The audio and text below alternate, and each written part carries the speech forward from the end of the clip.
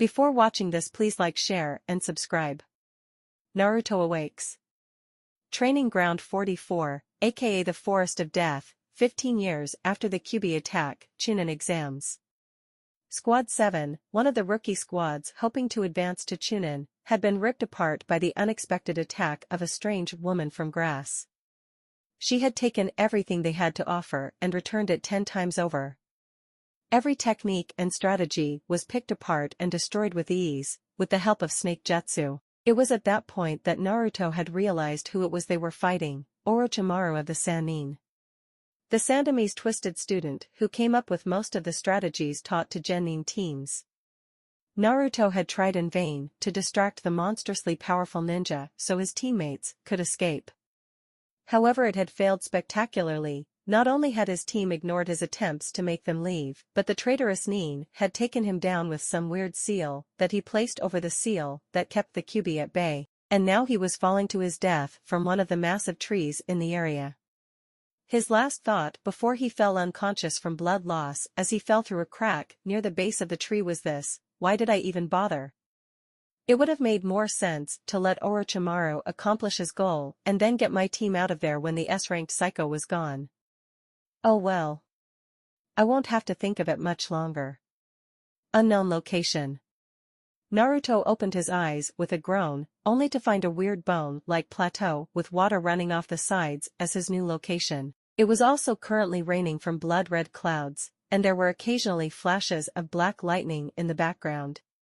And standing quite calmly facing Naruto was a tall man with swept-back silver hair, a blue long coat with 3 tails and a snake-like pattern on the right side of the jacket. Under it was a dark blue vest and dark blue pants. He also had brown combat boots, icy blue eyes, eerily similar to his own when he's pissed off. He was armed with an okatana, which has a black scabbard with a golden ribbon tied around it, with the blade's handle itself was wrapped in white silk cloth with an intricate design of black silk covering the sides of the handle. Make a straight line to the guard, while sheathed it had several engravings located around its white handle and on the endpoint of its sheath, and he had the air of a noble or elite ninja around him from the way he held himself. The man spoke with a voice filled with power and contempt. So this is my reincarnation? I'm not impressed. Naruto gained a massive tick mark before he spoke in his usual blunt manner. What the fuck are you talking about? Reincarnation, that's bull crap. Everyone knows that there is no such thing. The silver-haired man scowled dangerously and made his okatana slightly unsheath with an audible sound. If you value what is left of your life, you will be silent and let me speak, or I swear reincarnation or not, I will slice you into ribbons. Do you understand? Naruto gulped audibly and nodded quickly. Vergil then began to speak again. Good to see that you have a brain in there no matter how slow. At any rate, as you may have guessed, you are on the very door between life and death. However, unlike the previous times that you were near death, this time, the fox cannot interfere with this. The truth is, we were supposed to merge when you were 4, I had no choice in it, but now I have conditions. The first is you drop your mask. You're acting more like my idiot brother Dante than how my reincarnation should. Naruto's shocked and scared face morphed into a cold and calculating one nearly instantly, and he spoke in a cautious voice. How were you able to tell? I was sure I had perfected my act. Not even the Hokage could see through it. Vergil chuckled coldly. I am your previous life boy. I know all there is about you. The second condition is that you become the strongest being in existence. He paused to let Naruto nod in acceptance before continuing. The final one is that you take up my name, Vergil Sparta, and teach the world to fear it once again. To your enemies you shall be the demon that they fear above even the wrath of Kami, but to your allies you shall be the angel that protects all that is dear to them. Naruto looked awed at the motivational speech Vergil had given him, not knowing that Vergil had practiced this for years so he would hit just the right note to make Naruto accept the merger. Which the blonde did eagerly. As the process began, Vergil explained what would happen to Naruto. He would gain all the power Vergil had while he was alive, and more. The thing that excited Naruto the most though, besides him gaining a bloodline, was the Dark Slayer style and the power behind it. However, just as he was about to ask when the process would be done, the area around them faded and disappeared, as did Vergil. and Naruto awoke from his unconscious state. Tenmi no Guri. When Naruto, no Vergil awoke, he saw an all too familiar area, the demonic tower that he tried to use to open the gates to the demon world and gain his father Sparta's power. Or at least his previous incarnation, did he reminded himself. He then looked in the pool of water next to where he was not as surprised as he should have been to see that he was now a respectable 5 feet 8 carbon copy of Vergil, the original Vergil. Before the now silver-haired teen could contemplate this event, a dozen black-clad grey corpses, with scythes appeared making Vergil grin. He spoke in a calm and collected voice. He sounds like Vergil, that did not betray the feeling of excitement he had. Hell prides, if nothing else you shall prove a good warm-up. And with that he charged. Vergil calmly decimated the prides that attacked him. A rapid slash here, a judgment cut there, and an air trick followed up by a slash turned the entire group back into the dust their bodies were formed of. Vergil snorted, pathetic, let's hope this tower still has some fight in it, otherwise I might just die of boredom. He then started to walk towards the massive gates of the demonic tower, and when he reached them he cut the doors to ribbons. What he may be more mature and ungodly powerful, but he still has minimal patience. As he walked through the now shattered doors he found himself in an icy chamber, with a massive 3-headed dog covered in ice sleeping in front of the only way into the tower. Raising his eyebrow, the newly minted demon slayer unsheathed his blade and swung. The 3-headed dog rose with a snarl when the ice shattered and numerous cuts appeared all over its form. The behemoth roared, "You little bastard! Do you have any idea of what kind of dream you just interrupted? I'll kill you for what you've done." Vergil scoffed, "Like I care. You're in my way, vanish." As he finished speaking, Vergil vanished from sight and reappeared behind the demonic dog. He then slowly sheathed his blade, and as he did so the dog's eyes widened as it spoke. "That technique, I knew I recognized that scent. You're one of his spawn, a descendant of that traitor Sparta. It seems fate has a reason to make me a weapon for another Sparta. Heed this warning, boy, wield me well or be prepared to have your life ended." As Vergil fully sheathed Yamato, Cerberus turned into a glowing orb, before flying towards his killer. When the spherical object hit Vergil, it transformed into a tri-pronged nunchuck, one that radiated frost. With a raised eyebrow, he watched in his mind's eye as a silver-haired man, obviously Dante Sparta, went through different attacks using the weapon.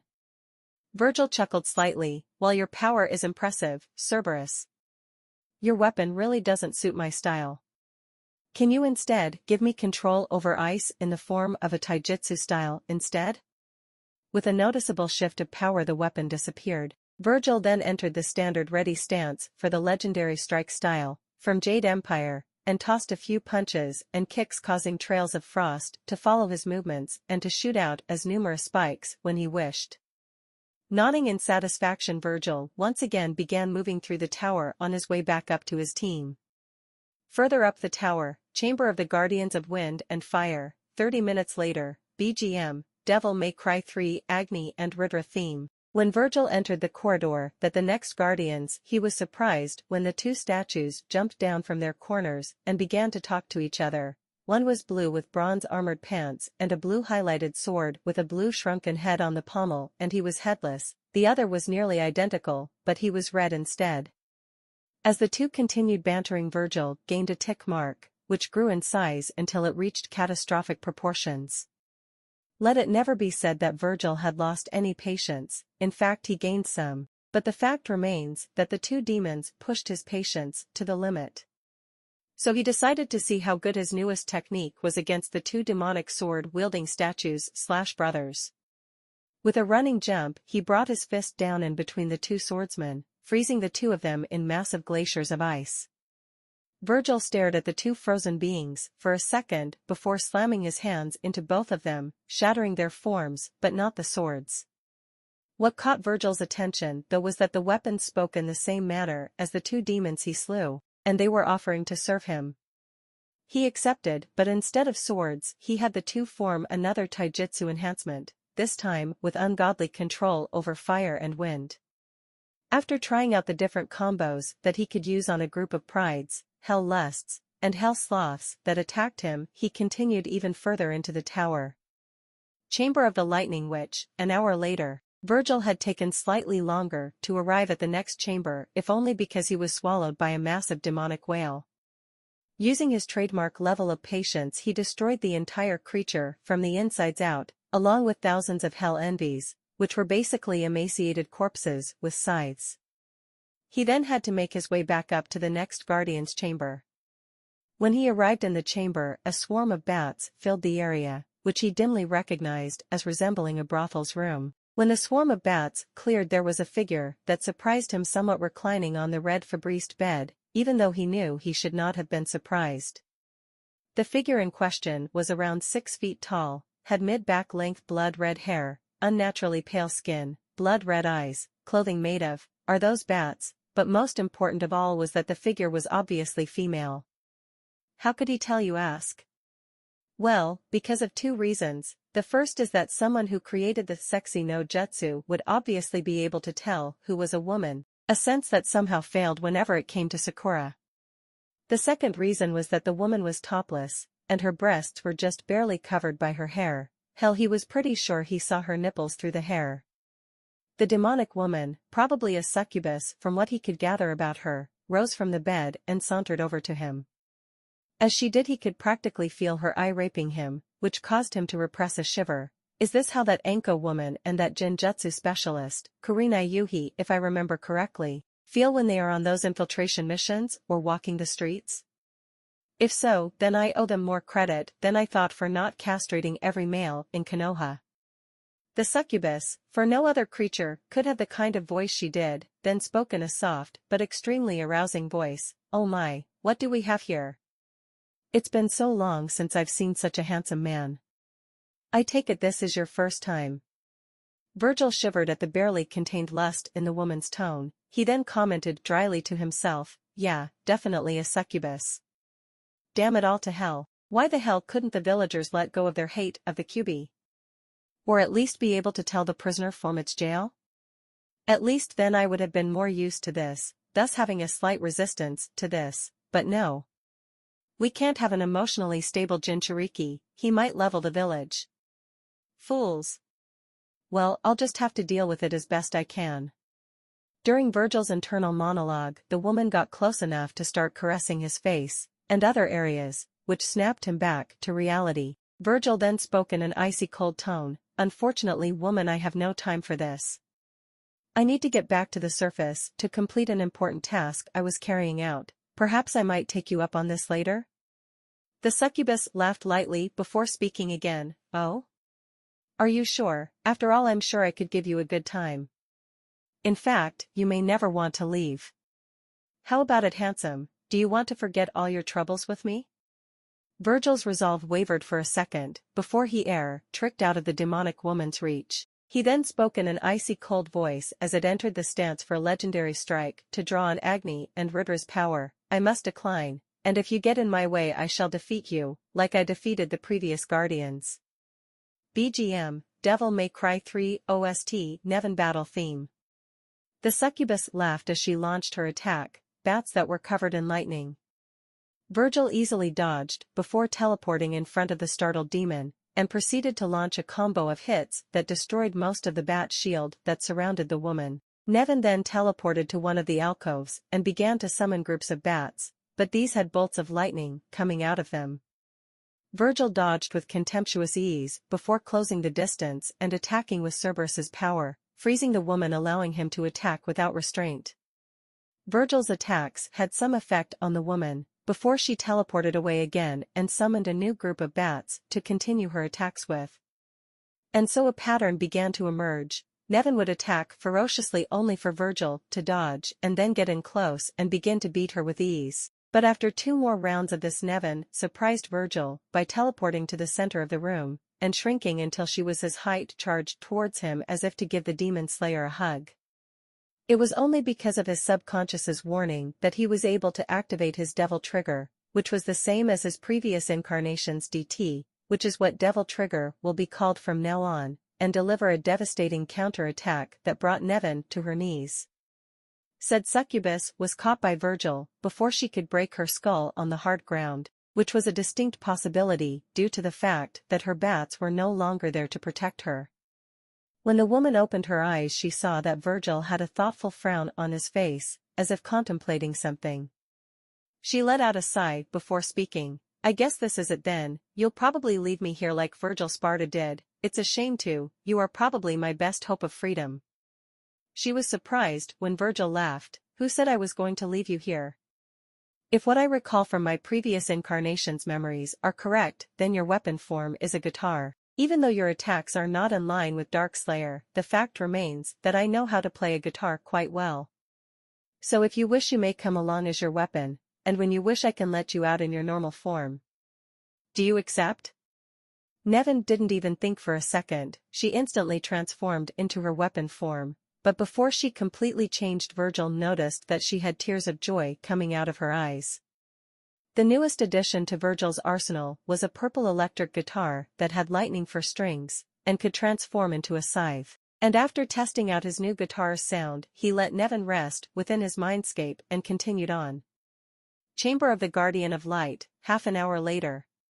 When Vergil arrived at the end of the monorail ride, he found himself in another familiar location. This time it was the lair of the demon Beowulf. As he calmly walked into the lair of the ugly winged being, his instinct screamed at him to dodge, and it was a good thing he decided to do so, because Beowulf dropped from the ceiling right where the demon slayer just was. He noticed, however, that Beowulf's eye was still useless due to the wound Dante gave it. The demon sniffed the air and spoke in a low rumbling voice. "I smell you, spawn of Sparta. I shall have my revenge on you for the transgressions of your bloodline." The demon let out a roar and released a pair of white wings at the same time. However, Vergil didn't have time for the idiot. So the slayer disappeared in the final form of Judgment Cut, the one that Vergil used against Dante in their final fight before he became Nello Angelo, to turn the giant demon into nothing more than a pile of bloody confetti. Vergil then extended his hand, and out of the pile of confetti came another glowing orb, and when this one hit him, it formed a pair of silver gauntlets and weird boots that had white light flowing through them, and after practicing the attacks that Beowulf specialized in, he began to experiment. Because of which he found that he could use Beowulf as a focus and amplifier for the elemental abilities he gained from Cerberus and Agni and Rudra. As he left the room to head to what he hoped would be the last Guardian's chamber, he couldn't restrain the smirk that broke across his face. With all the power at his fingertips, he might as well add, become ruler of the world, or gain a massive harem to his dream.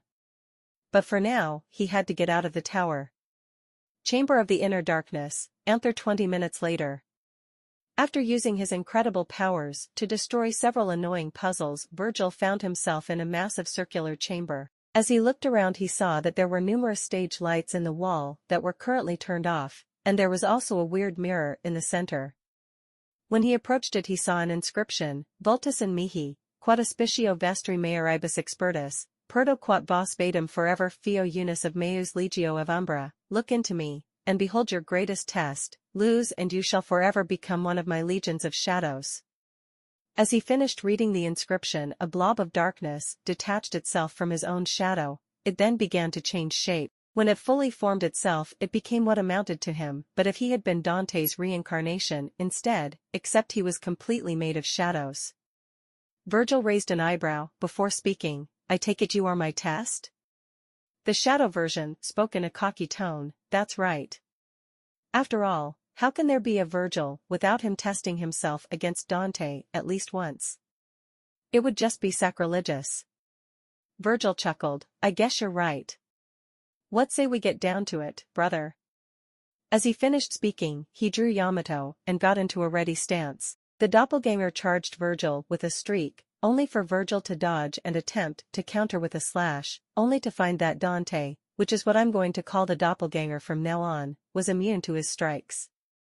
Vergil dodged out of range and swore, before he felt a nudge from Nevan that told him what the weakness of the Dante copy was. As soon as he was told, he decided to play it like the ninja he was before, but combined with the power he now had. So with a cross-shaped hand sign he formed a group of shadow clones, which activated each of the lights simultaneously. The sudden burst of bright light paralyzed Dante, and changed its form to a mannequin basically.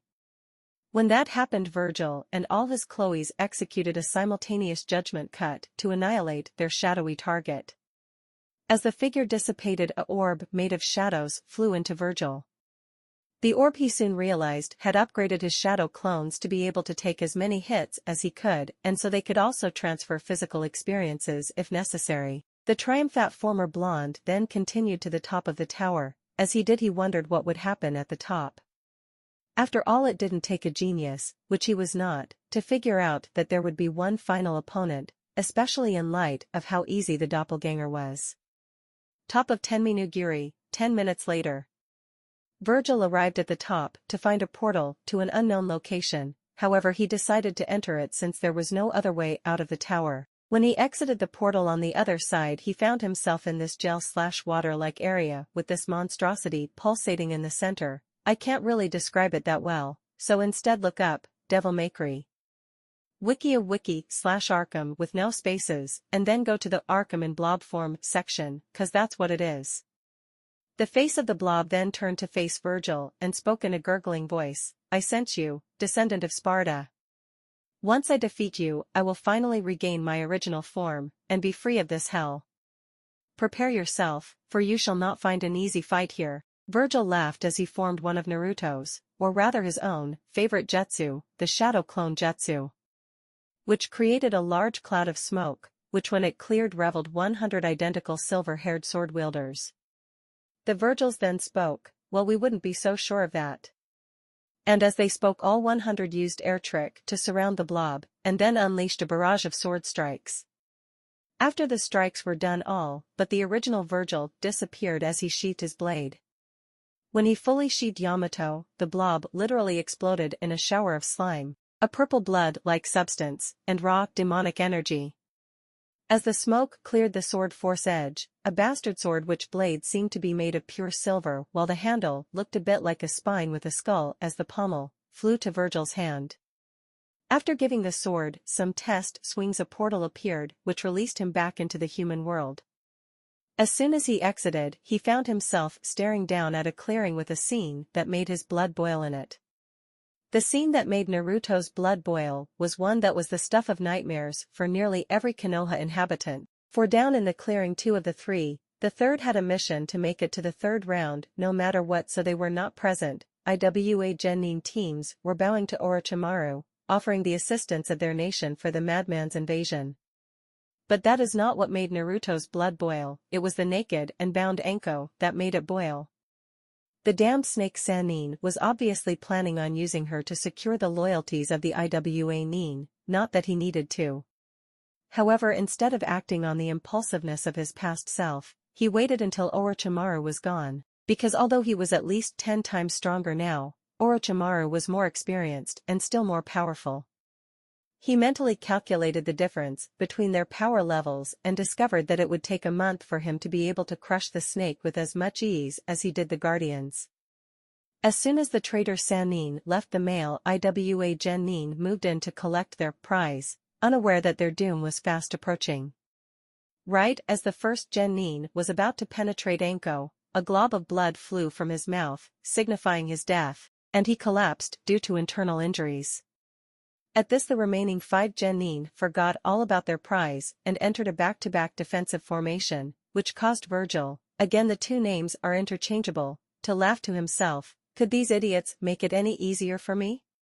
With that thought, and a flick of his wrist, he ended the IWA Genin's lives. After all, none who are evil or corrupt can survive a judgment slash. As was shown when the Genin were turned into bloody piles of meat, bones, and organs by the attack. As he approached the bound and blindfolded Kunoichi, he noticed that the seal on her shoulder was glowing blood red and seemed to be inflicting pain on her. As he searched his knowledge of seals, which he received from Vergil, his eyes widened in recognition. How the blood-soaked Buddhist hell did Orochimaru figure out how to replicate demonic mate seals? With everyone's favorite pedo. Orochimaru just finished giving instructions to the Sound Genin team when he felt the sudden and irrepressible urge to scream to the heavens, "Fuck you, that's how." Back within Vergil. From what he could recall, or more accurately Vergil, there were only 2 ways to destroy a demonic mate seal. The first was to kill the one who planted the seal. In this case, that would not help the one sealed because the seal was already administering punishment. That left only one option: a demon of a higher class had to mark her as their mate. Vergil clicked his teeth together to show his annoyance. Great, let's hope she appreciates this when she wakes up. As he bit down into Anko's shoulder to apply the overriding seal, he felt a pull from his mind, right before he blacked out. Mindscape? As Naruto opened his eyes, he found himself staring at a scene out of one of those weird arrow horror movies. Anko was being used by a large group of snakes, whose heads were thrusting in and out of her holes, all the while a more demonic and snake-looking Orochimaru stood chuckling looking at the seal's handiwork. At this, Naruto entered what he mentally dubbed Vergil mode, in which he became what amounted to a god of war. He swiftly disappeared from sight and destroyed the snakes with a few slashes. When he reappeared, his back was to Anko and he was facing the snake Sannin with a scowl on his face. The soul fragment chuckled evilly, however Vergil knew that the shade wasn't talking to him, so it seems some poor deluded fool believes that they can rescue you from my clutches, Anko. I will enjoy ripping him apart before your eyes, before completely breaking you.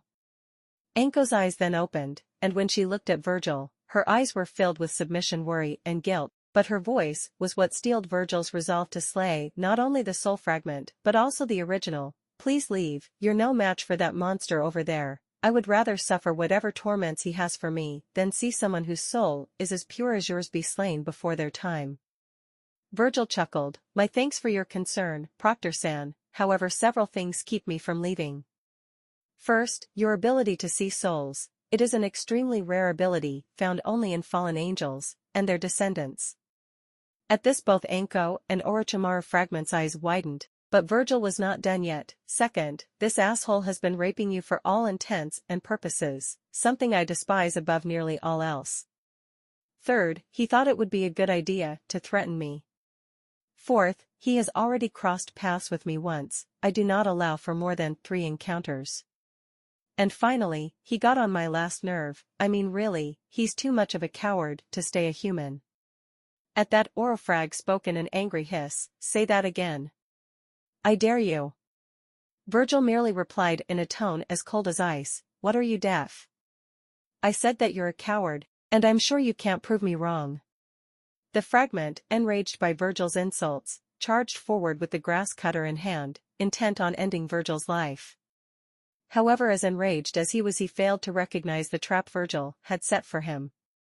As the traitor swung his blade down, Vergil dodged at the last possible second and then sliced off both the snake's arms before beheading the traitor, resulting in 3 brief fountains of blood before the fragment vanished. Naruto then walked over to Anko, who was crying what he recognized as tears of joy, and when he got to her he crouched so he was at eye level with the emotionally exhausted Kunoichi. He then spoke in a gentle, but authority-filled voice. Rest now, Anko, that monster will no longer trouble you. When you awake, seek me out. And with that he faded from Anko's soulscape. Real world. As soon as Vergil came to in the world of the living, he summoned a group of shadow clones. Again, these were the upgraded ones he received from killing the doppelganger in Tenminuguri, to protect Anko. After all, even though she was an unexpected mate, since he had no intention of being tied down this early, but his pride as a half-demon prevented him from doing any less than ensuring her complete protection as much as he can. As soon as his clones took up their positions, he started to head towards where he felt his teammates. Half an hour later, and many small demonic encounters. On his way to where his team was, Naruto had eliminated numerous groups of weak Hell-type demons, mostly to ensure he could at least perform the moves his previous incarnation could, as well as get the new moves that he gained down. When he arrived at where his team was, he was just in time to see Sasuke attempt to kill a sound genin while under the influence of the cursed seal.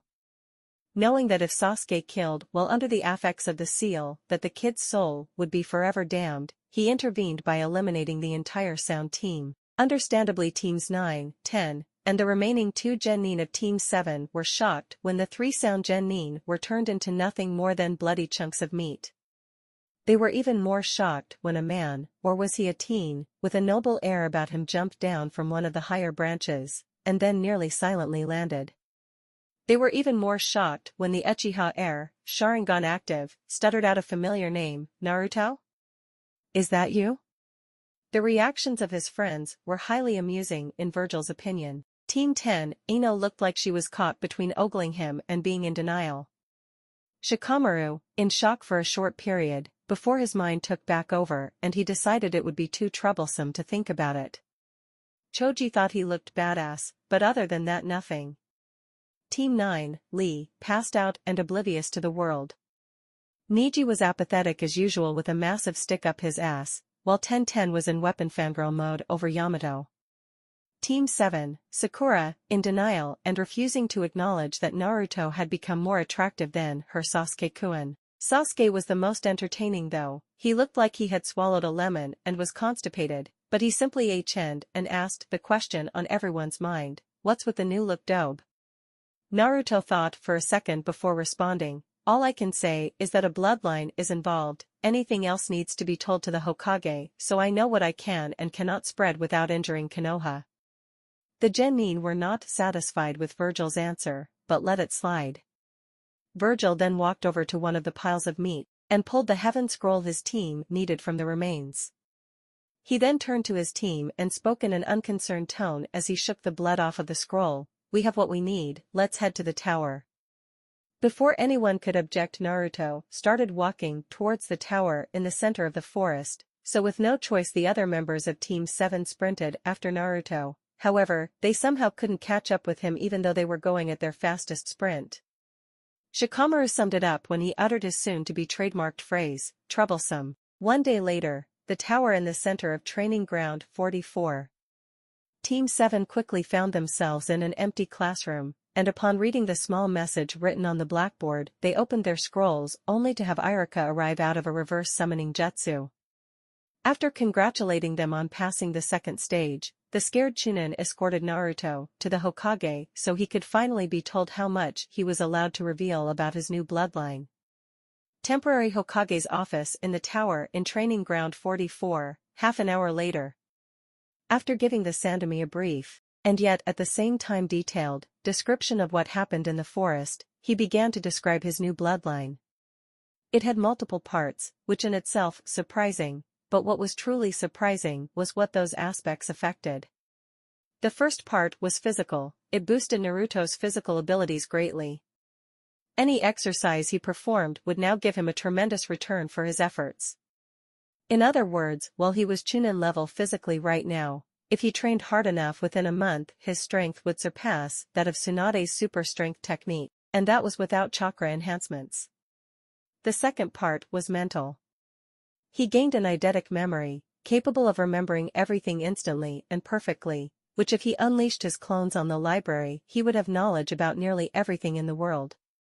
The third one drew power from his very soul. It was the devil trigger that the descendants of Sparta were known for using. Currently he had access to several different power level versions, but he was content to use his level 2 or Vergil DT as his standard version. The final part of his bloodline was a combination of all three other aspects, and arguably the most powerful.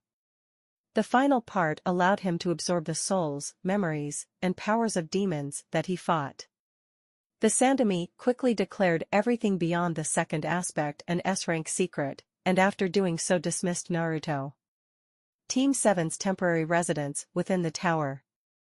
After being dismissed by the Hokage, Naruto walked down to his team's temporary residence until all the other teams arrived. Deciding he would head to the mess hall later, he really wanted to take a shower. He walked toward the shower rooms, intent on removing the grim from his body. He entered and swiftly took of his dirty clothes and placed them into one of the baskets provided. When he placed it back, he noticed Sasuke's clothes there as well. He and Sakura have probably been wondering where I was all day, thought Naruto. The reincarnation of Vergil grinned, well, if Emo Team tries anything, I'll just punch him out. He walked toward the open showers. I mean, it's not like he could kick my... All of Naruto's cognitive brain functions stopped at the sight before him. He was looking directly at his teammate, Sasuke, who was humming while washing with his eyes closed. However, that wasn't the abnormal thing here. He was staring right at Sasuke's developing chest area, which instead of a flat man chest, had two still developing, round and perky B-cup breasts.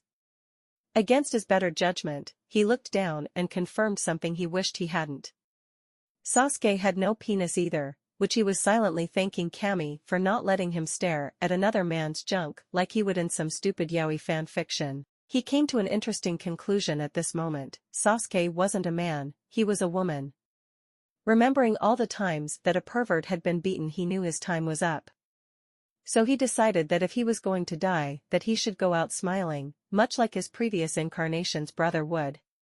He grinned. My, Sasuke, he said with a perverse tone, breaking her out of her trance and causing her to stare at him, you've got quite a pair of breasts there. I really didn't know men had those. When will mine start to come in? Again, if he was going to die, he would go out with a laugh. Sasuke on the other hand was mortified. All of these years, she had been able to keep it secret from everybody that she was a girl. She had been extremely careful not to let anyone notice the truth. On pool days at the academy, where they would go to a local pool to swim, she had even faked being sick just so people wouldn't find out. Things were a bit harder when she was put on a team, however. She would always take separate baths and swims from Naruto and the others. She had to make sure not to get wet at all in front of him. Hell, she even had to use a voice masking technique she had learned from the Uchiha library just to help keep up with her male appearance and voice. Everything had gone so perfect, no one suspected a thing. The problem was that she had really wanted to take a shower today. As such, she lied to Sakura, saying she would meet her at the mess hall after she had finished her shower. She had even made sure there were no men in here before she went to take her shower, but she hadn't even heard the Naruto come in. Her thoughts returned to the intruder, causing her to blush. Standing in front of her, with a smirk that somehow fit with his new regal features plastered on his face, was Naruto, but that wasn't what had caused her to blush. No, what had caused her to blush was what Naruto had been hiding under that shirt and jumpsuit of his. He had a six-pack which was showing the beginning stages of an eight-pack, which she begrudgingly admitted that he could work. His body was toned and finely sculpted. However, when her eyes trailed down south, her face went a deep dark red. One thought came to her mind regarding his tool of mass destruction, Big.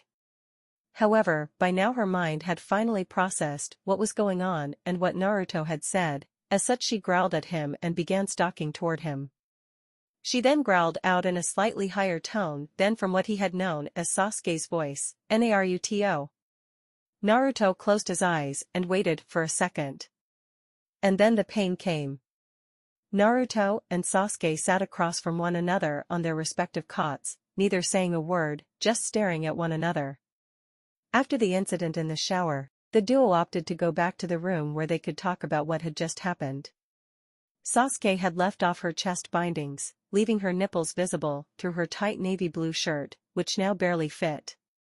Sasuke had been somewhat stunned after the incident. After all, she never once thought she was going to have to explain this to somebody, let alone Naruto. The boy had become her somewhat friend, somewhat rival. They hadn't needed to share words really to know what the other was thinking sometimes. That was just how friends were. But how was she going to explain this to him? She had no idea how to. Naruto had been having similar thoughts. He knew he was acting dumb before, but the signs were staring directly at his face. Even when he was an idiot, who could he have not noticed? Come to think of it, how come nobody had ever even commented on all the strange stuff he did? Avoiding swim days, baths with the other guys, she never participated and no one ever questioned it. Sighing to himself, he pondered how to deal with the situation. Finally breaking the silence, Naruto grinned weakly at her with the only line he could think up to break the ice. So, he began as if he was stepping on eggshells. How long have you been a girl? She sweat dropped and replied sarcastically, ever since I could remember. Vergil's eyebrow twitched. You know, I'm just trying to take all of this in. She growled back. Maybe if you didn't ask stupid questions, then it would be a lot easier. Naruto was about to retort before realizing she was right, deciding fighting was not the best answer right now. He backed off a bit. He then changed the question. Okay, so why did you lie about this, being a girl I mean? That was a question she could answer. but decided to answer by asking a question of her own. Let me ask you a question in return, Naruto. What do you think would happen if an entire clan died out and had only a woman left to bring it back to life? And Vergil thought for a moment before responding, well, I really don't know to be honest. My only guess however is that they may wish to use you as breeding stock, setting you up with incredibly strong men, until you were able to conceive a male heir. Am I correct in this assumption? She could only nod at his statement. She was somewhat surprised and also amazed by the new Naruto's deductive reasoning skills. Explaining this to the old Naruto would take hours. This one just seemed to catch on to whatever she said. A small smile, one that contained no happiness, made its way to Sasuke's lips. That is correct, Naruto. If I were to have let them known, as soon as I was of childbearing age, they would most likely have a strong shinobi impregnate me so that the child would have a good lineage. A male heir would then be produced and he would be put under the Clan Restoration Act. Who knows what would happen to me after a male heir had been conceived. However, the Sandaime wouldn't allow that to happen to me. He created false documents to make it look like my parents had a son instead of a daughter. Since all of the other Uchiha were killed in the massacre, no one would be able to reveal I wasn't a boy except for him. However, he is a missing nin, so he would never be able to get close enough to tell anyone. Naruto nodded in understanding before he asked her a different question she never thought he would ask. So, what's your real name then? Confusion flitted across her features as she responded, huh? Naruto sighed. I asked what your real name is. What you were called before you put on the persona of Sasuke. She thought for a moment on whether or not she should give it to him. Could she trust him? Could she place her faith in him? He was already learning a lot about her past, yet she really did not know anything of his. Maybe there was a deal to be made here. She gave him a pointed look. How about this? I'll keep telling you about myself, but in exchange you must answer any question I have about you, including about your Kekkei Genkai. Do we have a deal? Naruto shrugged at her question. Of course I agree. He really had no reason to lie at this point. Not only that, but the Sandaime only said not to let people know he had the ability to absorb demons and the devil trigger. He didn't say anything about not telling people about the other aspects. Now, would you please tell me your name? My real name is Suki Uchiha. Naruto grinned at her slightly before getting up from his cot and walking over to her, his right hand extended outward. She was surprised by his actions. What is this? He grinned at her. Well, when people meet someone new, they signify it with a handshake. She frowned at his explanation. But you and I already knew each other. He waved his index finger in a motion signifying that what she said was wrong. Correction Suki, I know Sasuke Uchiha. However, I just meet Suki Uchiha. When she stared at him with a questioning look, he chuckled at her. You're opening up Suki. Before, I knew the mask you wore that was called Sasuke, but now I look forward to getting to know the real you. He chuckled again. I do hope you don't have a huge stick up your ass, like Sasuke does though. She looked at him, a small blush adorning her cheeks. She had never heard him speak in a manner like this. But, he still managed to hold that same aura that he held when he was the old Naruto, one of trustworthiness. This was one of the things she was slowly coming to admire about her friend. He was the only one now that knew the real her. Maybe eventually Sasuke could go away, but for now, he had to stay. But at least she had someone she could really talk about stuff to now. However, she did not like the stick up his ass comment, even if he was talking about her mask. She scowled at him. Yeah, well I prefer to have a stick up my ass than be class idiot, dobe. Now it was his turn to scowl at her. She just ruined their moment of bonding. As such he growled out much like the old Naruto did, team, bastard. She just smiled at him in return. A true genuine smile that surprisingly made him blush, but her barely audible response really ignited Vergil's cheeks. Arigato, Naruto. He looked away, but nodded in confirmation to her thanks, a blush still adorning his face although less noticeable now. She giggled at the sight. Hold on, she just actually did something she hadn't done in a long time. she actually giggled. She hadn't done that since the Uchiha massacre. She hadn't even made a small squeak when an actually good joke was told. But now she was giggling again. Did spending so little time with Naruto like this really crack part of her shell that much? Naruto sat back on the other cot and looked at her again, another question on his lips. So, if you're all opened up now, tell me, do you still want to kill that man as you so affectionately call him? Saki's eyes grew dark and a grim frown appeared on her lovely face, and her response came without hesitation. Yes, however, unlike my Sasuke persona, before I kill him, I want to know why he really did it. He gave me an answer that was unlike what he would normally say. I want to find out what his real reason was. Naruto nodded at the answer. He had no problem with her wanting to exact revenge. True, an eye for an eye made the whole world blind, but who was he to say whether or not the world should lose an eye? On top of that, he had enough people to repay for incidents that had occurred that he had no right to judge, but there was still one thing he wanted to know: who is him? She scowled at him, and her answer came out a bit harsher than intended: none of your business. With an audible sigh, the descendant of Sparta leaned back, and now we're back at square one. 1 minute she was acting all nice and friendly, next she was brooding like her other persona. Then again, part of her had to go into that persona. She probably just channeled her inner emo. Yep, that was the definite answer. He decided not to press the issue. She had already told him a lot today. Suki still had her scowl set in place when she spoke up again. Are you done asking questions? Naruto just rolled his neck as he responded, yep, that's all for me. The last loyal Uchiha scowl dropped away slightly. Good, because it's my turn to ask you questions. First question, what happened in the Forest of Death that gave you a Kekkai Genkai? Naruto smirked. Before I answer, let me ask why you're curious about it. She frowned.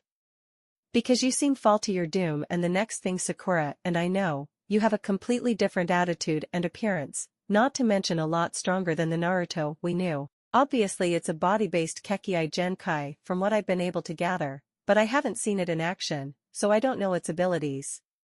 The smirk never left his face.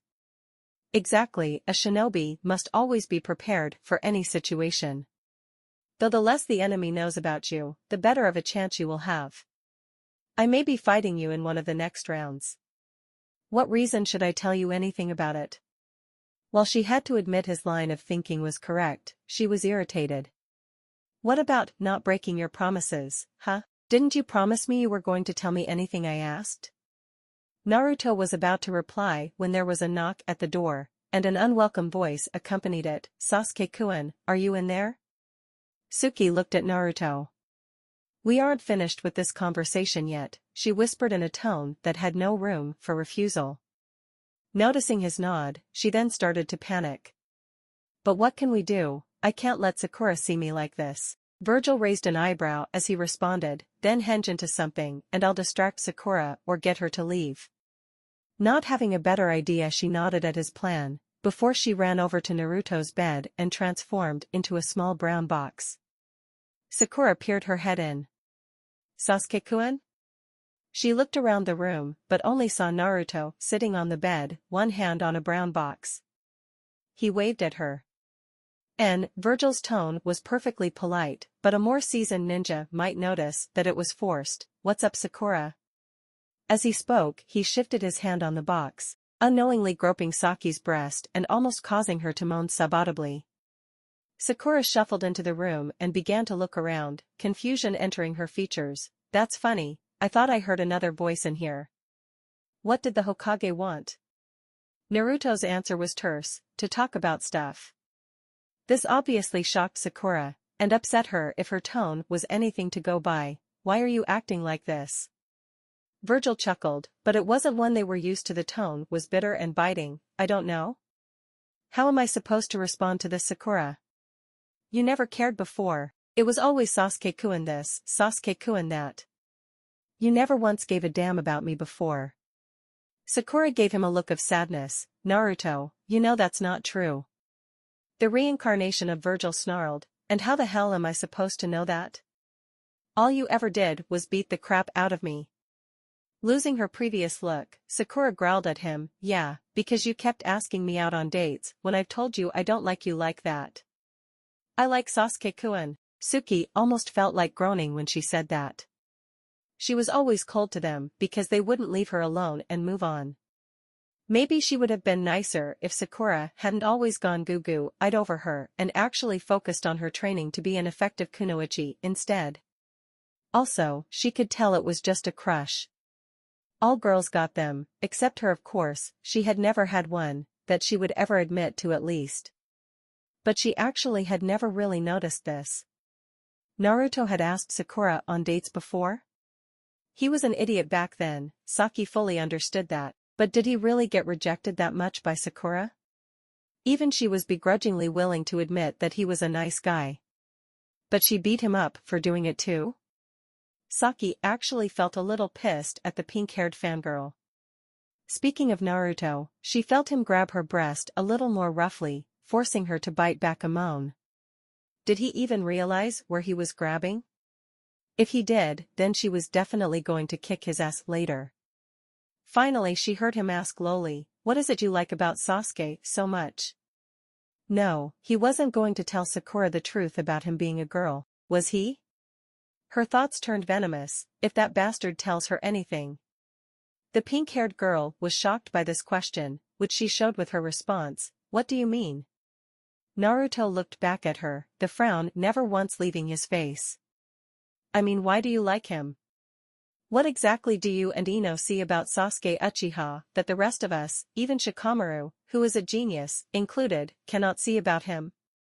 Sakura looked like she took a moment to think it over before replying, because Sasuke-kun is just amazing.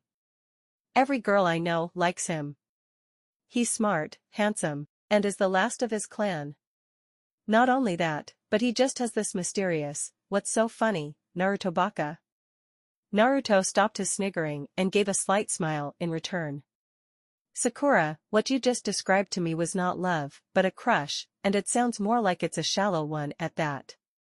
What do you mean, she asked, a bit frustrated by his questioning of her love. What I mean is that you're basically following everyone else's idea here. It's not love if you don't know a thing about him. He saw she was about to fire back, so he stopped her. Sakura, what's Sasuke's favorite food? She pondered a bit, Sasuke-kun hasn't mentioned anything about. Naruto quickly cut her off with a piercing gaze, sweet dango, that's Sasuke's favorite food. He said something about it once in Nami no Kuni, to Tsunami-san, who had offered to make it for him. He paused just for a second when he saw her eyes widen, before continuing with a rueful chuckle, I'm not on the best of terms with Sasuke, yet I know more about the person you love than you do. How sad is that? Sakura's face turned a ashen white from her anger as she responded, shut up, Naruto baka, and it's only one thing I didn't know. Vergil shook his head, in derision and amusement as he left, prompting Sakura to speak up again, where are you going? He merely glanced at her over his shoulder, I am going to go train. I need to think about things. One of them is why I even liked you in the first place. He left the room, leaving Sakura and the hidden Uchiha to their thoughts. Sakura just stared off into space. Naruto was right, she didn't really know a thing about Sasuke. And even when she had tried to learn something, he was always so cold and distant. What was she doing wrong when it came to Sasuke? And Naruto, she had just learned something from their talk. Naruto was a complex person in his own way. Before, he was an idiot, but was strong. Now this Naruto was stronger than the Naruto she knew. He was usually in complete control and cold since his transformation, but he still held a powerful aura. It was way more powerful than Sasuke's too. Not only had that, but the Naruto she had always known never even thought of what he had just said. Just what had happened to him? She found herself wanting to know. She now had two mysteries on her hands, and both of them were in her team. She got up and ran out the door, determined to find out, starting with Sasuke first. As soon as she left, Suki undid the transformation and sighed. As soon as it left her lips she started to think as she rewrapped her chest, great, now I'm going to have to deal with her. I honestly can't believe he actually remembered that though. Time skip, 3 days, to the prelims. Naruto had spent the last 3 days training in one of the many underground training fields in the tower, honing his skills and abilities through the use of Kagebushin. He had improved considerably from before, mainly because his former self was hampered by the academy teachers and Kakashi didn't even bother to try and train him. But besides that, if you use 4,000 shadow clones per day per subject, then you're going to make remarkable progress compared to how you were. He had also come to a conclusion about why he liked Sakura at one point. It was because he wanted to fit in, and dating her seemed to be the best way to do so. However, now that he had merged with Vergil, he knew that fitting in and normalcy were overrated. If people couldn't accept him for who he is, then fuck them, he doesn't need them. Right now, he was standing alongside his team, hinged into his old appearance, in the main arena of the tower, which due to his increased intelligence told him all he needed to know. As such, he tuned out the Hokage's speech and looked around to see who was there. From Konoha, Team 7, 8, 9, and 10 as well as Kabuto's IWA only had one team, led by a black-haired girl with pink eyes. Mist had a team, all of whom were worthless. Suna had the Sabaku team, probably the only real threat in the exam. Rain also had a team in play. But the last team was the one from Whirlpool. They had made it, and they were probably hiding their strength. As he came out of his musings, he raised his hand to signify that he would like to fight twice, and it was quickly written down. As soon as he put his hand back down, the computer announced the first match, Kuratsuchi of IWA versus Sakura of the Leaf Tower Arena. Vergil stared apathetically down at the arena as Sakura faced her opponent. He didn't care who won as long as he got an entertaining fight out of it. However, before the proctor could start the match, Sakura sealed her own defeat by boasting about how she was fighting for her Sasuke-kun. Apparently the pink-eyed Iwa kunoichi hated fangirls with a passion if her expression was anything to go by. Something that was proven true when, as soon as the fight started, Kuratsuchi spat a massive lava dragon at her pink-haired opponent, something that understandably brought the attention of every Konoha jonin because only one Iwa nin was known to use lava jutsu. Most of the genin, on the other hand, just looked on in shock at the power the pink-eyed girl was putting out. The fight was over as soon as the lava dragon left Kuratsuchi's mouth, not because it killed Sakura, but because the worthless fangirl fainted dead away. The then Iwa kunoichi scowled at the space waster before leaving the arena to rejoin her team, and due to his enhanced senses he was able to catch a small snippet of conversation. Kuratsuchi-sama, that was very reckless of you. We cannot afford Konoha catching wind of our plan this earlier. The rest was lost due to the sounds of shock as the next two names appeared. Naruko Namikaze versus Ganju Kasuhara of Rain. He's a standard Rain nin in appearance. And Vergil raised an eyebrow when he heard the name of the young redhead from Whirlpool. She looked almost exactly the same as his sexy jutsu, but with red hair and clothes. She was only missing his whisker marks to be able to pass off as a shadow clone of his. When he saw that, an errant thought entered his head: could we be, or were we, related at all? As the two competitors squared off in the arena, red glowing barriers appeared preventing anyone from entering or leaving there. And then all hell broke loose as numerous prides and lusts appeared in the arena, killing Ganju and forcing Naruko defend herself. Naruto was considering interfering, if only because he was the only one who could stop the demons. However, before that line of though progressed much farther, the Whirlpool kunoichi bit her finger and spread some blood on a seal on her right arm. When he smoke from the seal being released cleared, Naruto was stunned to see a familiar blade in the Namikaze's hand, the sword of his previous incarnation's brother, Rebellion.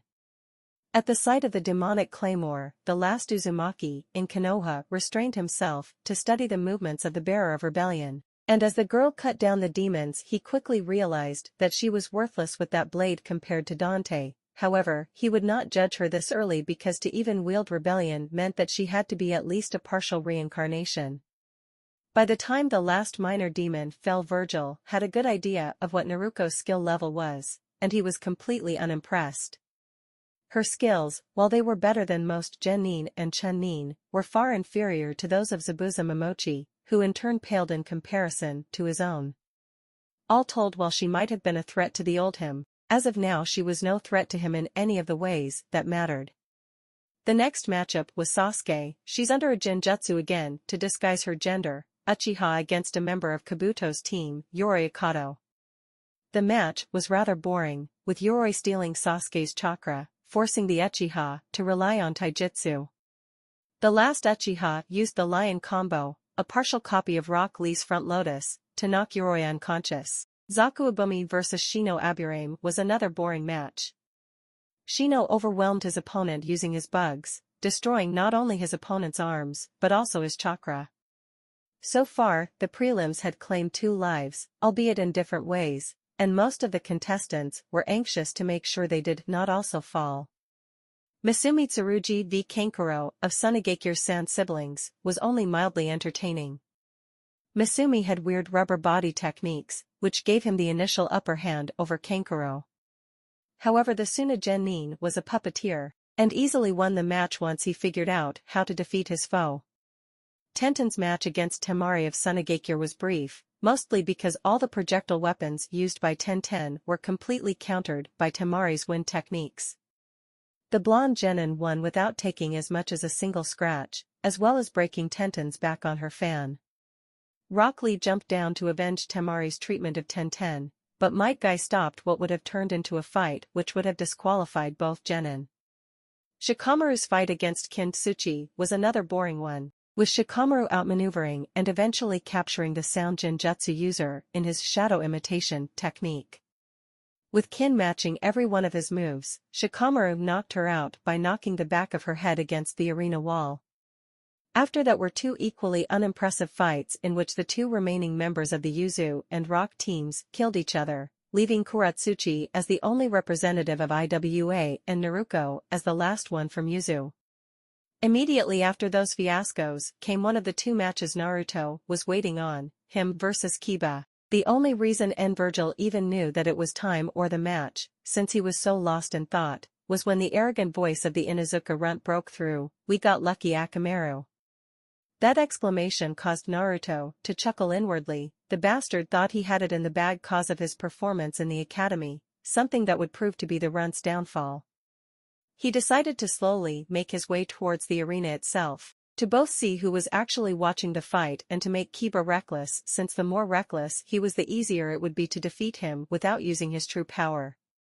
His small tactic worked flawlessly. By the time he made it to the arena, Kiba was barely restraining himself from attacking the blonde, and as soon as the proctor started the match, Kiba charged forward in a blind rage. Instead of ending the match as soon as possible, Vergil decided to play with Kiba's pride a bit and as such just dodged the brash heir's attacks, all the while humming a nameless tune that just seemed to piss the Inuzuka heir off more. After a couple of minutes, the disguised silver-haired swordsman decided to end it by headbutting Kiba, putting the brash dog user down for the count. As the proctor announced his easy victory, Vergil looked around to gauge the spectators' and potential opponents' reactions. Most of the Konoha shinobi were staring at him in shock at the ease with which he had annihilated the Inuzuka heir. Some, like Kurenai, however, were glaring at him with rage clearly present in their eyes, for various reasons. The foreign contingent for the most part had some form of respect for him now, except for Naruko and the red-haired jonin that led her group, who glared at him with unrestrained hatred. Filing the irrational hatred, after all he hadn't done anything to them as far as he knew, of the Yuzu team away for later, Naruto made his way back out of the arena as the next match was announced. It was a family rivalry gone wrong, as Hinata and Neji of the Hyuga clan battled. At first, Neji assaulted Hinata psychologically, using her fears to convince her that she had no possibility of winning. This enraged Naruto, mostly because he hated it when family members turned on each other, and decided to shatter the aura of despair that had settled over the Hyuga heiress, Hinata-san. At the sound of the henged blonde's voice, she turned to look at the balconies before Naruto spoke up again, "Prove him wrong." That small bit of encouragement managed to force some iron into Hinata's spine, and she fought to the best of her abilities, pushing Neji hard. However, because Kurenai coddled her team too much, Hinata was eventually defeated, and as Neji went in for a mortal blow, the jonin blocked him, which caused him to go into a rant about the main branch. Naruto spoke up once the idiot Bishinin was done with his rant. "While I may not care about Hinata-san in the same way she cares for me, nor will I ever. Yeah, he knows, not that hard with the intelligence boost. The fact remains that I hate people who abuse their family, and you sir are now on my list. You better pray to whatever impotent god you worship that we don't meet in the exam. The next match was Rock Lee vs Ino was an extremely short. The taijutsu freak easily KO'd Ino in less than 30 seconds of the fight's start with a punch to the gut. In fact, Lee started to rant as soon as Ino fell unconscious about how he was going to do all sorts of ridiculous things to make up for his easy win. The match that immediately followed that was Gaara of Sunagakure's Sand siblings versus Naruto, and the redhead seemed caught between grinning like a psychopath and becoming extremely nervous for some reason. Most of the Konoha Nin were looking on in horror. Teammates' report on the slaughter Gaara wrought had put them on guard about the youngest of the Sand siblings. Vergil however didn't care one way or another, a foe's a foe. As soon as the match started Gaara's sand tried to envelop the hinged Nin, however, as soon as the former blonde sensed the yokai in the sand he let a minuscule amount of Kyuubi's chakra spill out to test a theory, and unsurprisingly it worked. The sand was unable to get anywhere near him as the Kyuubi's younger sibling refused to harm its elder sibling's container, more out of fear than anything else. As such Naruto forced his opponent to surrender by putting a kunai to the Sunanin's throat. In Vergil's opinion it was a very boring fight once he figured out what to do. After the two left the arena to rejoin their teams the next matchup was called, between the two remaining ranged shinobi, which quickly resulted in a double knockout. The last match was Choji Akimichi of Konohagakure's Team 10 versus Dosu Kinyuta. Choji was reluctant to battle, instead wanting to forfeit, but tried after being promised food by his sensei, Asuma Sarutobi, if he won. Choji entered the battle with prior knowledge of Dosu's sound-based attacks, and quickly used human bullet tank to plug his ears from the Oto ninja's attacks. However, Dosu overcame this by transmitting his sound through the water in Choji's body, thus defeating him. When the Nins who had earned a spot in the finals arrived down in the arena, they were instructed to draw lots from a box that Anko was holding. Thankfully when Naruto's turn came his minor genjutsu went undetected so his identity was still safe. When the last of the finalists had drawn their ballots the randomizer activated and spun through the names, which resulted in these matchups. First match, Naruto Uzumaki vs Naruko Namikaze. Second match, Sasuke Uchiha vs Rock Lee. Third match, Neji Hyuga vs Kuratsuchi of IWA. Fourth match, Shino Aburame vs Kankuro Sabaku. Fifth match Temari Sabaku vs Shikamaru Nara vs Dosu Kinyuta. As soon as the matches were announced the assembled genin were dismissed to rest and train for the upcoming finals, which would be held in 1 month.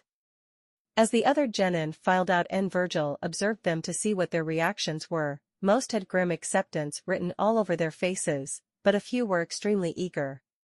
With the Hokage.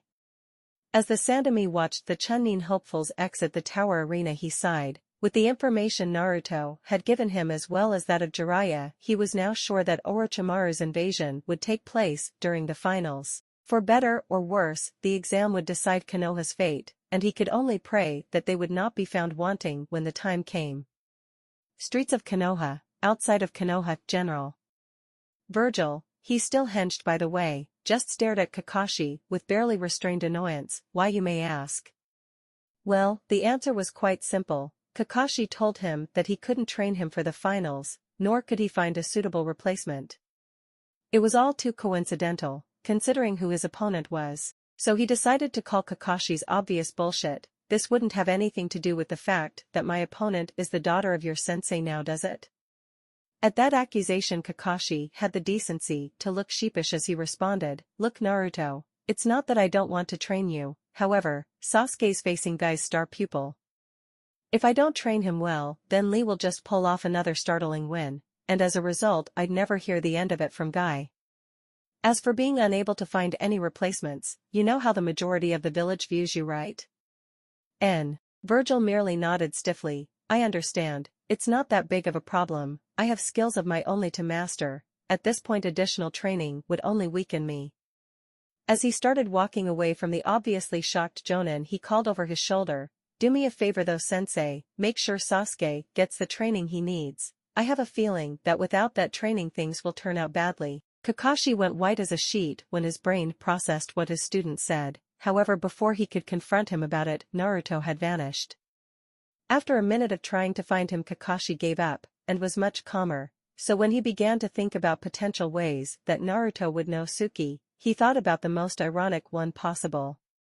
The one where his sensei's son and teammate's niece would get married or at least start dating, and with that slightly perverted thought in mind he headed back to the hospital to begin training Suki for the finals. Forest of Death, entrance to Tenminuguri. Half a day later, Naruto silently entered the tower with his mind on what training he should do during the month break. The most obvious, and probably best, path for him to take would be to train in mastering the abilities he gained from clearing the tower the first time. The logic behind that path was that while he may know how to execute those moves, he hadn't mastered them completely, and when those moves were mastered they would become at least 10 times more powerful than they currently were. While most would think that since he already cleared the area there would be nothing more for him to do, but they'd be wrong. The tower, besides being a link to the demon world, was also a link to a realm that Sparta created to train his heirs, the Bloody Palace. The few memories that Vergil had inherited from his previous incarnation were hazy, but it was clear that no one short of an S-rank nin would be able to make it past the 5,000th floor.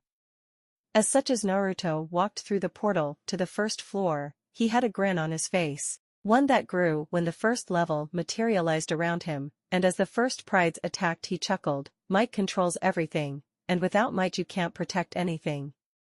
Training Ground 66, with Kushina Uzumaki Namikaze and her daughter. Not even yourself. The last part of Naruto's statement filled the training ground, but the two completely ignored it. But the eerie part about that was the fact that they acted like they couldn't even hear Vergil's voice. It was almost like they were in a trance while they were training, and the most likely culprit for that trance-like state was the identical pendants they wore, which, if one was an expert in how to sense such things, was leaking a minuscule amount of demonic energy into the minds of the bearers, obviously in a crude but effective mind control technique. The question that brought up was who had access to such an artifact, and who would have the need to use such a ploy. With the Sand Trio. The Sand Trio, and their sensei, had their own problems though. Gaara, and by extension the One-Tails, was rendered virtually useless as a trump card against Konoha by one shinobi, who until that time had been nothing of note.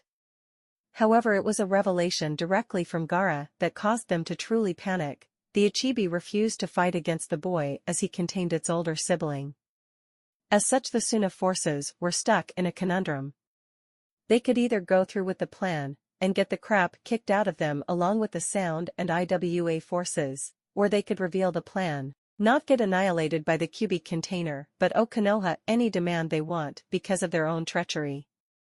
The results of the debate between these four would change the fate of the world, however for now it is enough to say that the decision will be earth-shattering.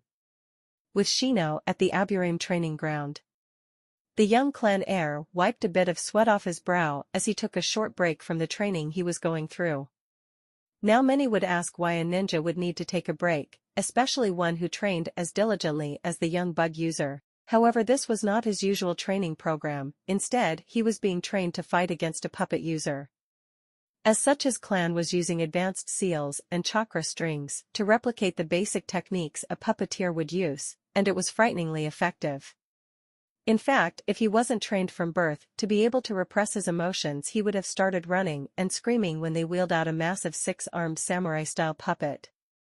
One thing was for sure though, if this training didn't help him win, he was going to pull an Itachi. This was going to be a section covering Rock Lee's training, but to save the reader's sanity, it has been removed. With Neji, I'm Fate's bitch, Hyuga.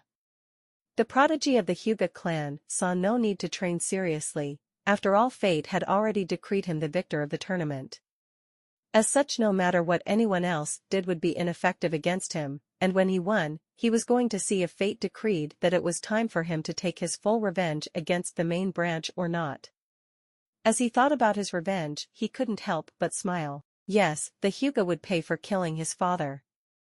Shikamaru in the Nara training grounds. The lazy genius stared up at the clouds as he went over the battles from the preliminaries. The only one who he had yet to work out even a basic strategy against was Naruto. The blonde's fight had not revealed any of his skills, and the brief display of power in the Forest of Death only hinted that he may have taken up kenjutsu. While it may not be well known, an extremely mobile kenjutsu user was one of the deadliest foes a Nara could face, and while the Nara had developed techniques against them, Shikamaru couldn't be sure that kenjutsu was all Naruto had to offer. Kuratsuchi, in the IWA Embassy Compound's training grounds. The granddaughter of the third Succubus let out a sigh of frustration as she stood in the middle of the training ground. According to the jonin in charge of the operation, she didn't need any more training for her part in the operation, and while it might be true she hated not having anything to do. Sure, she could go out and torment the villagers and the spawn of that accursed Namikaze, however she didn't feel like being banned from taking missions outside of IWA anytime soon. As such, she was currently stuck here, bored out of her mind, and hoping that the 1-month break would be over before she knew it. With Suki, somewhere outside Konoha. The Uchiha heiress's eye was twitching as Kakashi explained the strange and quite possibly deranged training regimen he was going to put her through. While it may have been an extremely effective method of training, she couldn't resist asking one question: what about Naruto? Why isn't he here too? Here Kakashi's face gained a serious look. He has his own training regimen to follow, one I wouldn't be able to help with. Besides which, you are both competitors in the exam, as such having you both train at the same location would pretty much guarantees that one of you would have the advantage over the other. The young Uchiha didn't like the answer she was given, and suspected that there was more to the story than she was being told. However, in the world of ninjas, suspicions can only get so far. As such, she would have to wait until she met up with Naruto again. Dosu, foreigner training ground. The sound Nin was currently trying to get his arms to work again after trying to modify them for increased power. While he was grateful that Orochimaru had allowed him and his team to use a real clone jutsu on a trio of traitors to sound, he was nervous about his master's plan. If what he was beginning to suspect was true, then he needed to eliminate the Sabaku siblings and make it look like an accident. But to do that he had to get much stronger, and as such he had to get his blasted arms to work again. Konoha Hot Springs, 1 week before the exam. Surprisingly enough, Kuratsuchi, Anko Mitrashur, Kurina Yuhi, Naruko Uzumaki Namikaze, and Kushina Uzumaki Namikaze could all be found in the hot springs relaxing. While shinobi from rival nations would start fights if they even encountered each other in such a location, there was an informal truce between the kunoichi forces regarding onsens. As such, they were acting almost like civilian women, including washing each other's body. Most shinobi knew well enough to stay clear of the hot springs when such an event took place, however Jiraiya of the Sannin needed his research. To that end, the self-proclaimed super pervert was sitting in a tree writing at a furious pace. If all went well, this one day would provide him with enough inspiration to write 3 whole books. Unfortunately for him, while the Kanuchi didn't notice him due to his jutsu, a silver-haired passerby did notice him. Believing him to be Kakashi, if only because he was the only one with silver hair in Konoha, he ignored the young man, a big mistake. Something that was proven when the young man laid his hand on his okatana's hilt and caused the branch Jiraiya was on to fall into the hot springs. This naturally caused the occupants of the female side to become aware of Jiraiya, and they then proceeded to beat the ever-living shit out of the Gamma Sannin. After they finished with the Sannin, they got dressed and left, hoping to find whoever had destroyed Jiraiya's peaking spot. However, by the time they left the onsen, all they saw as a head of silver hair attacked to a blue ankle-length coat turn a corner and disappear into the market. The sight of that person was enough to cause Anko to gasp. That's him, that's the one who destroyed the cursed seal along with the soul fragment in it. At that declaration, the group of kunoichi hurried around the corner to talk to him, but when they turned the corner, they lost sight of the silver-haired swordsman. Because of their inordinate curiosity in this man who had freed Anko from her curse, with no ulterior motive as far as they knew, each one swore to find out who it was, and why he did it. Chunin Exam Arena, 1 week later. As the Chunin exam finalists, minus Dosu Naruto and Sasuke, stood waiting for the exam to begin, they looked around the massive structure. The arena itself was filled to the brim with foreigners, daimyos, nobles, and a disproportionately high number of Konoha shinobi, but the thing that caught their attention most was the presence of 3 of the 5 great kages. Each village has a kage, but the great nations obviously have stronger ones: the 3rd Hokage, 4th Kazekage, and 3rd Succubus. It was a rather intimidating sight for Chunin hopefuls, especially those from the Rookie 9. Not only were some of the most powerful and influential civilians among the crowd, but there were 3 of the most feared and respected shinobi of the current age watching and judging them. If they failed to show enough ability or potential, then their carriers were doomed for the most part. Unsurprisingly, the proctor began the event with a little speech about how important the Chunin exams were, something the hopefuls ignored, before going on to list the matches for that year's exams. First match, Naruto Uzumaki vs Naruko Namikaze. Second match, Sasuke Uchiha vs Rock Lee. Third match, Neji Hyuga vs Kuratsuchi of IWA. Fourth match, Shino Aburame vs Kankuro Sabaku. Fifth match, Temari Sabaku vs Shikamaru Nara. When the proctor announced the name Namikaze, the majority of the stadium, meaning everyone from Konoha, broke into cheers, for different reasons, but the majority was because they wanted the daughter of the Yondaime to finish what her father started by killing the Kyuubi. As such, when the proctor announced that everyone but Naruko and Naruto, who still hadn't arrived yet, leave the arena, the entire crowd became hushed and waited. 5 minutes later, Naruto had still not shown up, and as the proctor was about to announce Naruto's loss, by default a massive toad with crystalline spikes on its back and 2 very provocative fake women attached to antennae was sent through the entrance and landed on its back, dazed and confused. This froze the entire audience, especially Jiraiya and those that could sense demonic presences, but what truly shocked them was when Naruto walked in with the Beowulf gauntlets and greaves on. The sight of the Kyuubi Jinchuriki in very ornate armor sent chills down the spines of his haters, especially because of the sheer power that he was radiating. Something that was only enhanced when he jumped into the air and slammed one of his armored knees into the toad demon, causing it to freeze into a solid block of ice before shattering into a million pieces.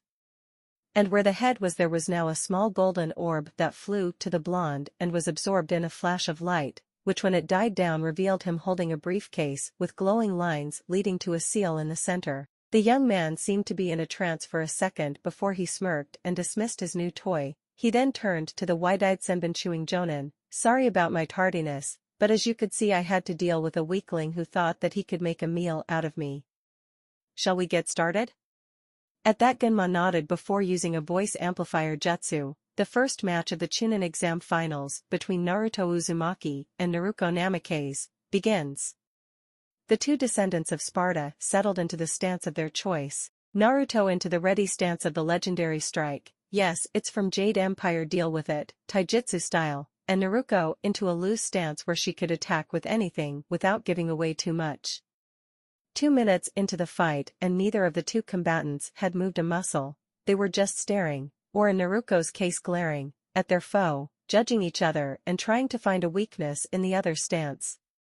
Unfortunately for the Naruto haters, Naruko moved first. She quickly tossed 20 kunai, which soon multiplied to 2,000 kunai due to the Shuriken Shadow Clone Jutsu. However, even as the steel rain of death sped towards him, Naruto just remained in his stance, but when the kunai swarm was 30 feet away, he punched the air and sent a wave of air out of his right palm which vaporized every single kunai in the horde and stopped just short of the female Namikaze. Understandably, this shocked the Konoha residents, as well as those who had seen Naruto fight in the preliminaries. After all, Naruto had shown no aptitude for wind-style jutsu, and the Suna representatives briefly wondered if he had somehow copied Temari's fan techniques. However, they had little time to ponder it, as Naruko bit her finger and then quickly spread the dot of blood on her storage seal, bringing out rebellion, shocking those in attendance that one of her age could wield such a massive blade. However, their shock was amplified when the redhead charged her adversary holding the sword one-handed and began to attack him with reckless abandon, but each of her strikes was easily blocked by the semi-armored, hinged silver-haired Okatana wielder's arms or legs. Unsurprisingly, the unrelenting pace the Usanine attacked with soon left her out of breath, and as such Vergil had the perfect opportunity to counterattack, something he didn't intend to waste. Because of that he began to rapidly kick and punch while aiming at areas that would disable, but not kill, his opponent, mostly for reasons he wouldn't be able to explain even if confronted about it. As such he would play it off as a feeling that something was off. He was proved right about that when he finally managed to get Naruko with a kick to the face, something that would normally put someone out cold. However, instead all that happened was that she slumped over for a second before rising back to her feet, with the amulet glowing with a very sinister yellow aura and radiating demonic energy. This naturally shocked the populace of Konoha, the majority of whom started to panic, believing that the Kyuubi had corrupted the last scion of the Namikaze clan, as well as the visitors from outside Konoha. Naruto, however, was not shocked, as he had sensed an ever-growing demonic presence from the amulet throughout the match. However, the true shock came when a change was forced upon the girl. Her body started emitting a dark purple mist which soon obscured the entire stadium, and when it dispersed it revealed a figure of nightmare.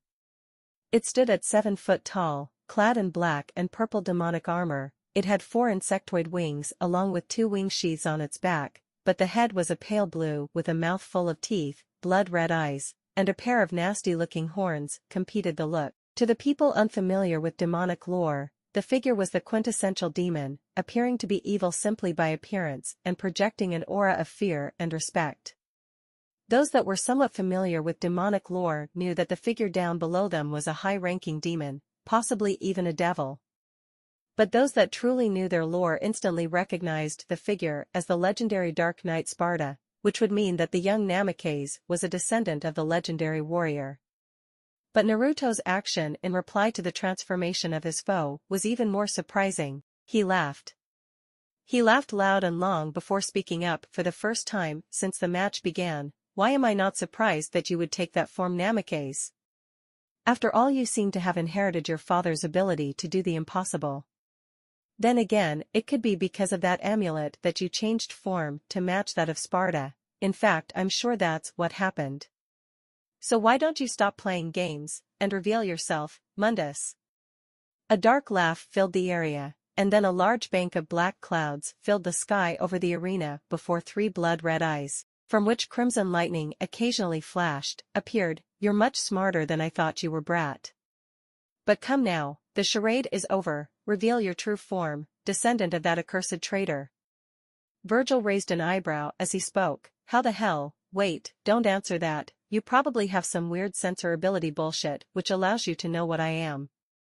If you want me to reveal my true form so badly, then I will, but I warn you, your puppet won't stand a chance against me once I do." As soon as he finished speaking, he raised his hands to the dispel hand sign before muttering a quick "Kai," and as soon as that one word left his lips a giant cloud of smoke filled arena floor, before being dispersed by Mundus' breath, and when it was the only sound heard was Anko's gasp of shock at finally knowing the identity of the one who freed her of her curse.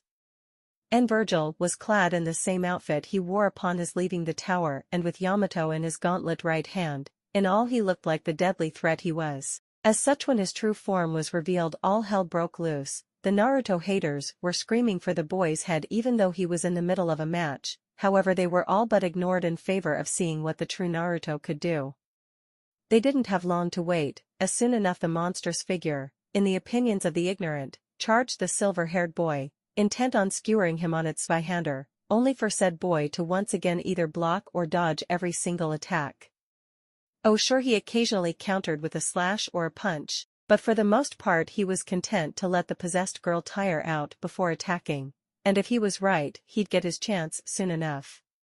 He was not mistaken, as the weakened state she had been in before the transformation, plus the relentless assault that Mundus forced her to do quickly drained that form of nearly all her energy, and as such her final attempt at attacking was effortlessly caught in Naruto's gauntlet left hand. And as soon as he caught the blade he glared up at Mundus before speaking in a venomous tone. "You underestimated a descendant of Sparta once again, Mundus, but in this case you made an even worse mistake than when you went after Dante. You managed to piss me off, and as such you are now on the list just after that idiot Orochimaru. That's an honor, that is." The brief spike of humor at the end of Vergil's statement caused everyone to sweat drop. Before he used a blade of wind to sever the amulet from the chain it was on and then stomping on it, shattering it into 1,000 pieces and causing the possession to end, which subsequently caused the devil trigger transformation on the redhead to end and for the now defeated kunoichi to pass out from exhaustion. However, before the proctor could declare the match in Vergil's favor, a crimson blur rushed the silver-haired winner. At least it was a blur to most. The Okatana wielder was easily able to see that it was Kushina Namikaze. The mother of the defeated kunoichi was wearing an exact copy of the amulet her daughter was wearing, and as such the Konoha genin decided to just use a quick judgment slash on the amulet. And as predicted, the amulet shattered into 1,000,000 pieces, while leaving its former bearer relatively unharmed. I say relatively because as soon as the amulet had shattered she collapsed out cold. And as soon as she collapsed a blue glow surrounded her, which flashed a brilliant white before dying down to reveal a woman who looked exactly like his memories of his previous incarnation's mother, which caused him to glare up at Mundus before speaking again. Mundus, you better pray that this isn't who I think it is, and if it is, congratulations, because you just made the top spot on my idiots to impale on Yamato list. As impossible as it seems, that caused Mundus to gulp before vanishing. And as soon as the two out-cold kunoichi were removed from the arena floor and Vergil was declared the victor, Genma announced the next match. Will Sasuke Uchiha and Rock Lee come down to the arena floor? And Vergil Boo's battle theme 1. Lee jumped straight down into the arena, but Sasuke was nowhere to be seen. After a minute of waiting, a Chunin appeared in the stadium and whispered in Gemma's ear, which prompted the Senbon Chewer to speak again. Ladies and gentlemen, Sasuke Uchiha and Rock Lee's match will be moved to the end of this round. As such, will Neji Hyuga and Kuratsuchi of IWA please come down into the arena? As the two contestants squared off in the arena, and Vergil's shadow clone smirked to himself, I must admit, I'm still stunned at the brilliance of the boss plan. By sending me in his place to compete, he gained plenty of time to thin the ranks of Orochimaru's forces. But perhaps even more surprising is that Sarutobi trusted the boss with information about the invasion so easily. And as he finished thinking that, he was surprised to see that the match was over, and Neji was being carried out on a stretcher with his lower legs, and his junk literally melted off by the smug-looking IWA kunoichi.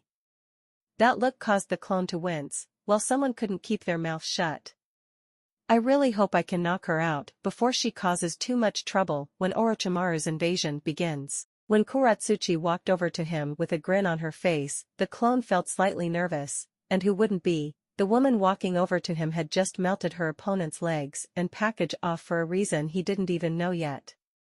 However, the Blackette, not sure about the term for a black-haired woman is but whatever, seemed to sense his unease, and surprisingly she decided to allay his fears. Relax, I only melted his tool off because he said something about me becoming his slave. Anyways, I just wanted to congratulate you on beating the last two Namikaze, even if the second wasn't supposed to happen. D-Clone just nodded in acceptance before turning to glare at Kankuro, who forfeited his match before it even started due to not wanting to reveal his poisons before the invasion, and spoke in an arctic tone. I didn't know that you Sandnines were cowards, but then again, what do you expect from a makeup-wearing idiot? Unsurprisingly, that caused the puppet wielder to become very angry, and if it weren't for the fact that he had orders to keep up appearances that they were still allies, he would have strangled the smug swordsman. Oh yes, Sand was still taking part in the invasion. After all, since IWA provided both of its Jinchuriki to the attack, it would be rude and foolish not to take part in a sure thing, although judging by what happened earlier, they may have made a mistake. It was all in Kami's hands now. At first it seemed like there would be no fight, as Shikamaru was about to forfeit, however, and Vergil's clone needed more time for the original to cull more of the invasion force before returning, so he calmly kicked the lazy genin, sending him hurtling to the arena floor. Fortunately, or unfortunately depending on who you ask, the fall did not hurt the pineapple head, it did however temporarily change his personality. So now, instead of fighting an unmotivated lazy genius, Temari was fighting a highly motivated genius, who happened to be extremely aroused for no reason at all. As such, every single attack Shikamaru launched using his shadows, even if unsuccessful in stopping Temari, had the secondary purpose of groping the blonde wind mistress, something that was understandably putting Temari on edge. And her paranoia was proved justified when she leapt to avoid one molesting shadow, only to be wrapped in shadows that started to molest every part of her that could cause her pleasure. However, before the wandering shadow hands could strip her, she forfeited, and Vergil's clone knocked Shikamaru out. But the silver-haired demon slayer had a feeling that he probably hadn't seen the last of Shikamaru the molester. However, at the present moment he had his hands full stopping Temari from killing Shikamaru. At least he did until the Kazekage threatened to boot her from the shinobi corps if she lost control of her temper. That calmed Temari down long enough for Naruto to get Shikamaru up into the stands with his team, far away from the competitor's box so that Temari wouldn't have an easy time getting to him if she lost her temper again. Unfortunately, this turned Temari's wrath against him. Fortunately, however, Kuratsuchi had a small but growing interest in his survival and as such made Temari cool off by literally burying her up to her neck in the wooden floor due to some simple earth manipulation. The proctor called out, "The match between Sasuke Uchiha and Rock Lee will begin in 2 minutes. The contestants have until then to get to the arena floor. If they are not here by then they will be disqualified." Naturally, Lee jumped down to the floor of the arena almost instantly. However, Sasuke was nowhere to be seen. It stayed that way for 1 minute and 55 seconds. However, right before Genma could disqualify Sasuke, he finally showed up along with Kakashi. Before anything else could be said, the disguised Uchiha spoke in a bored tone, "Sorry we're late, but we had to take the long way around due to a flood that filled part of the valley we had to go through, and then we went through the only other village with a bridge. We were confronted by a group of mercenaries. Of course we killed them easily. However, because of this the village head offered his daughters to us in marriage, which we respectfully declined because of our duties. As we got closer to Konoha, we were attacked by a huge flock of crows, which then somehow teleported us to the other side of Konoha. Fortunately, after that we were able to get back here with no other complications." The Konoha residents were openly gaping at the Uchihas taking Kakashi's habit of making up excuses for arriving late to such an extent, but they let it go since it would probably be impossible to stop Kakashi from corrupting another shinobi like that. Genma spoke up once again, his voice carrying over the noise of the crowd that had come back to life due to voice amplification seals in the arena so that people could hear what happened in the fight. "The final match of the first round of the Chunin exam is about to begin. Sasuke Uchiha, are you ready?" The raven-haired clan heir nodded before dropping into the opening stance of the interceptor fist style. The Jonin spoke again, "Rock Lee, are you ready?" The bushy-browed Genin entered the beginning stance of strong fist, and then spoke in his loud and exuberant voice, "Yosh. Procurasan. I'm ready to test my flames of youth against my most youthful comrade and rival. If I do not prove to be at least somewhat of a challenge, then I will run around Konoha 50 times while carrying over 400 pounds in addition to my weights. And if I cannot do that..." At that point Vergil lost it, channeling some of his demonic power into his voice, and roared, "Lee, if you don't shut up now, I will personally send your soul to whatever god you worship to spare everyone your incessant shouting. Do I make myself clear, or do I have to draw you a fucking diagram?" Lee nodded rapidly to show he understood. Gai-sensei had explained that the god of youth, while merciful, did not tolerate his worshippers pissing off beings more powerful than themselves, and from what power Uzumaki was radiating he suspected that the sword user was stronger than his beloved Gai-sensei. As such he merely spoke up in a more subdued tone, "Yes, I am ready, Proctor." However, before Genma could announce the match's commencement, thousands of white feathers filled the air. However, they were quickly scattered, along with the subtle genjutsu, before they could affect the surroundings too much by a burst of demonic energy from one of Vergil's clone dispelling. That burst staggered the attacking invading forces in the arena, who didn't expect that brief surge of power and as such were caught completely off guard, long enough for the Konoha forces, the ones who had been informed of the invasion, in the area to launch a brutal counterattack. For the brief time they had to inflict casualties on the shocked invaders with virtual impunity. They caused hundreds of casualties, with IWA taking the largest hit because of the old bad blood between the two nations. At the same time, the genin were rounded up into small teams under the leadership of a chunin to ensure their survival and that they could help out somewhat. Fortunately, however, Kuratsuchi was knocked out by a different clone of Vergil and taken to Temari, so she would be cut off from rescue, and so the less than noble Anbu, who would take great pleasure in defiling her. Likewise, Temari, Kankuro, and Gaara were all knocked out by Vergil clones and taken to the tower. As that happened, a small explosion filled the Kage booth, filling the air with smoke. However, soon enough Orochimaru, Oanoki, Sarutobi, and the original and Vergil passed through the smoke and landed in the vacated arena floor. And as soon as they touched down on the floor of the arena, a giant red barrier rose up and encased the area in a cage-like structure, while above, where the Kage booth once was, there was now a throne made of bones and skulls. Soon enough an imposing shadowy figure appeared seated on the throne, and the only physical thing that could be seen about it was a demonic samurai helmet which looked like it was carved from the skull of an ancient demon warrior. And then it spoke, "Ahaha! What sport?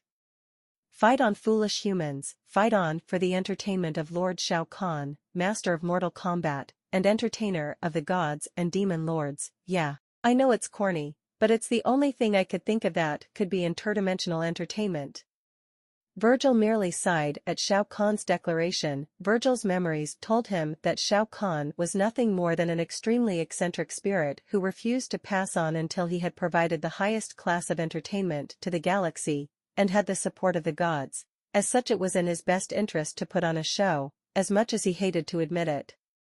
The other people in the arena, who were not as knowledgeable, glared up at the being, who they assumed was a demon, in defiance. That lasted until bolts of crimson lightning began to fall from the ceiling, forcing them to fight for the entertainment of the mad spirit, and the audience he broadcast his entertainment to. Just so we're all clear, they were going to fight already. However, they don't want to be entertainment for anyone, mainly because it cheapens the fight from one with meaning into nothing more than a more lethal version of UFC. The four ninja then, without any form of communication, picked their foes. The Sandaime facing off against his old nemesis Oanoki, and Vergil against Orochimaru. While the older matchup bantered back and forth, the two sword users squared off. The pedo was the first to act. Something he did by recklessly charging his foe, the Kusanagi, ready to extend and skewer Vergil. However, even if he was unaware of it, the snake-like Sannin had once again underestimated Vergil, believing him to be at most a high-level jonin skill and power-wise, and would pay for it before the day was over. However, for now the silver-haired teen was content to simply toy with the man, mostly to satisfy his demonic side's sadistic tendencies, then to make Orochimaru feel like he had a shot at winning. As such, the reincarnation of Vergil lazily dodged every strike, or parried them when he felt like it was the better choice, while barely putting any effort into striking the deathly pale man on his counterattacks. And this pattern of events continued for several minutes, amounting to little more than a few shallow cuts on Orochimaru. It was 2 minutes later that Orochimaru threw his head back and screamed, in what Yamato's wielder believed to be frustration. Surprisingly, that one seemingly innocent action heralded a complete change in the character of their struggle. When Orochimaru's head snapped back into place, the slight edge of insanity that was there was replaced with a glacier-cold gaze that held some demonic taint. I define taint in this fic as dark power that has nothing to do with the original species of a character. Then Orochimaru spoke in a whisper, "I know this is not your best, boy. The spirit of the Yamada no Orochi sealed within my blade can tell that much, so do not insult me with this paltry effort." Here he extended the blade of the Kusanagi to an 8-foot-long blade as he continued speaking, "And come at me with your best." Vergil chuckled darkly, "My best? You think you would have a chance against me at my full strength? Don't make me laugh. During my month of independent training, I fought my way through the Bloody Palace, a training location developed by the Dark Knight Sparta to train his descendants in their demonic powers, and fought the final test of that place, my previous incarnation's father, the very same being who developed it." Here he trailed off, as if caught in a flashback. However, Orochimaru didn't attack, being curious as to the result of that fight. Thanks to the spirit of the Yamada no Orochi, he knows that Naruto is telling the truth. It was a short fight, not even lasting 10 minutes. The old man put up one hell, pun completely intended, of a struggle, but in the end I defeated him at his full power. So tell me, vile little serpent, do you think you can fight me on even terms? Orochimaru was downright freaked the fuck out at that little statement, but his pride as one of the Sannin and primary holder of the snake summoning contract as well as the wielder of the Yamada no Orochi's soul forbid him from retreating or surrendering. That was his second, and last mistake of the day, one which Vergil exploited flawlessly, by using air trick to appear in front of the madman, before lashing out with Yamato and not only cutting him in half, but sending Orochimaru's soul straight into the waiting arms of the Shinigami. After slaying the madman, the barrier that locked the four dissipated, and Shao Kahn was nowhere to be seen. Obviously Naruto double-checked to make sure Shao Kahn was gone, and when he was absolutely sure he turned to look at Sarutobi and Onoki's fight, only to sweat drop at what he saw. The two old men were sitting under one of the few trees that survived the exam's initial fights and smoking, from what the descendant of Sparta realized were pipes full of weed, while reading Ika Ika, and between them was a scroll labeled Peace Treaty Clause M from the Third War. Just the mere name of the scroll made him want to kill the two baked Kages for some reason. He strode over to the two Kages with the intercom to the entire village's public announcement system, which had fallen from the Kage booth earlier, in hand. He then proceeded to hand the microphone to Onoki, who then ordered all his forces, those alive at least and his two Jinchuriki who he had held in reserve, to surrender. Most of them obeyed, while having massive sweat drops at the fact that their Kage was high as a mofo. However, a few refused to surrender, their hatred desiring revenge for all their dead comrades at the hands of Konoha. However, the Iwa Jinchuriki quickly eliminated those that refused their Kage's orders, as they were ordered to do, seeing as Onoki had no intention of truly fighting Konoha due to recent intel that the son of the Yondaime was still alive so he could fulfill the marriage clause of the peace treaty. I have no explanation for this part other than a convenient plot device to get Katsuchi and Vergil together. Now all the two old Kages had to worry about was breaking the news to the two involved in that clause without dying, a prospect that seemed very possible even to the two baked men because of the teen's effortless defeat of Orochimaru. Hokage's Tower. Konoha had emerged relatively unscathed from the surprise attack by Suna, Sound, and Iwa. In fact, if anything, they emerged even stronger as they once again proved their dominance as the strongest village. This time with the help of a new legend, Vergil Sparta, the Demon Slayer. Speaking of our hero, we currently find him and Katsuchi being restrained by hundreds of wooden vines, created by Tenzo, from killing Onoki and Sarutobi. The reason for this was obviously that they had discovered what was in the scroll that had been between the two Kage. The two Kages, leaders of their villages and powerful men in their own right, cowered before the killing intent of the two shinobi before them. Also the fact that the two in question were cursing enough that the roots were starting to wither enough for them to break loose had something to do with them cowering. However, just before the vines disintegrates, Jiraiya of the Sannin arrived, and promptly found himself on the receiving ends of the two formerly restrained shinobi due to his arrival, causing him to accidentally grope Katsuchi's right breast, while the surrounding shinobi twitched and winced with phantom sympathy pains at every hit landed upon the legendary pervert. The sounds of crunching bones and sickening wet snaps passed beyond the Hokage's tower, and finally stopped with a loud and very girlish scream that caused every man to bow their heads in sympathy.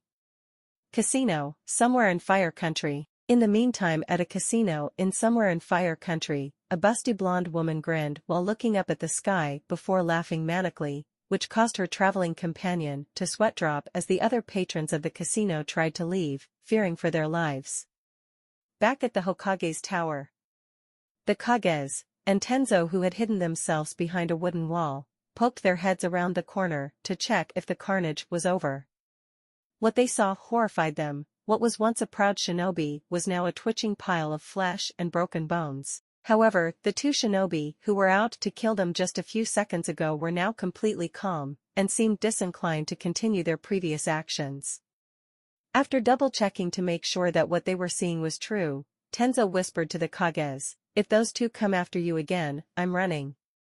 No amount of pay is worth that amount of punishment."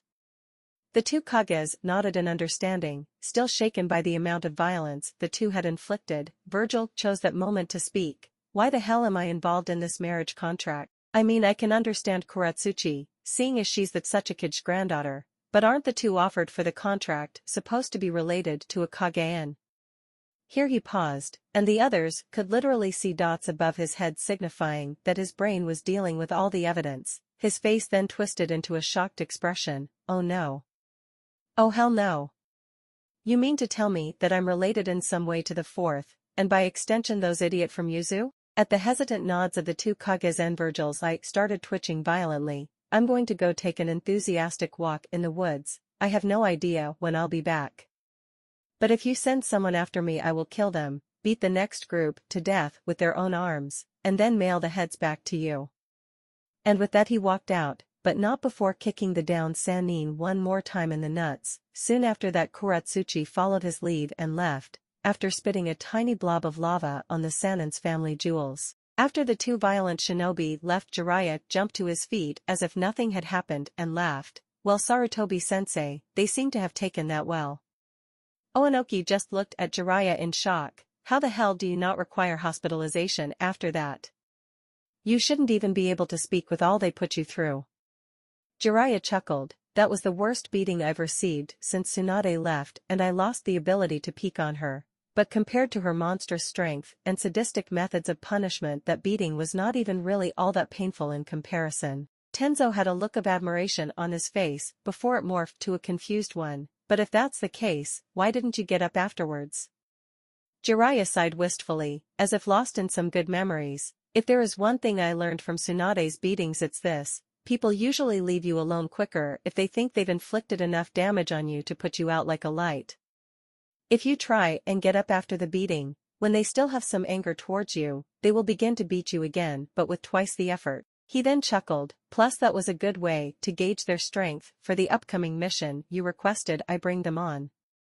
Sarutobi raised a single eyebrow as a cue for the self-proclaimed super pervert to elaborate, which he happily did. From what I could gather from that beating, those two are real powerhouses, though you probably already knew that. Naruto's physical strength is roughly a fourth of Tsunade's right now, though with time that could become even less of a gap. His chakra levels are beyond Kage level, and he is suppressing them heavily. He also has excellent control over it, to the point that if given enough time there will be no ninja art outside his arsenal if he so desires. And lastly, he has the required mindset, if the blows he landed were any clue to his mindset, to deal with any threat quickly and efficiently. As such, I would label him an S-rank ninja right now and be done with it. The Toad Summoner took a deep breath before continuing. Katsuchi, on the other hand, is not nearly as dangerous. While she may be an excellent shinobi on the average, which she definitely is, compared to Naruto, she is an A rank at most. The three other shinobi nodded their heads at the white-haired man's assessment, before Sarutobi spoke. So when are you going to tell them of their new mission? Jiraiya shuddered slightly as he responded, if that kid has as violent a temper as Kushina did, he will kill me if I go anywhere near him while he's on his walk, so I'll wait till he gets back. A bandit camp in the forest outside of Konoha. Dato Tsukumi and Gato Zeon, two easily forgettable men save for the fact that they were sentries for the Black Sun's bandit gang, were sitting around and talking while waiting for their shift to change. You know, Dato, today has been a great day. The last convoy we raided had some really beautiful girls in it, and probably by the time we get off, they'll probably be properly broken and enough for us to enjoy without those girls fighting back. The boss gave us a good deal of gold and a few choice pieces of loot for all our years of service to the group.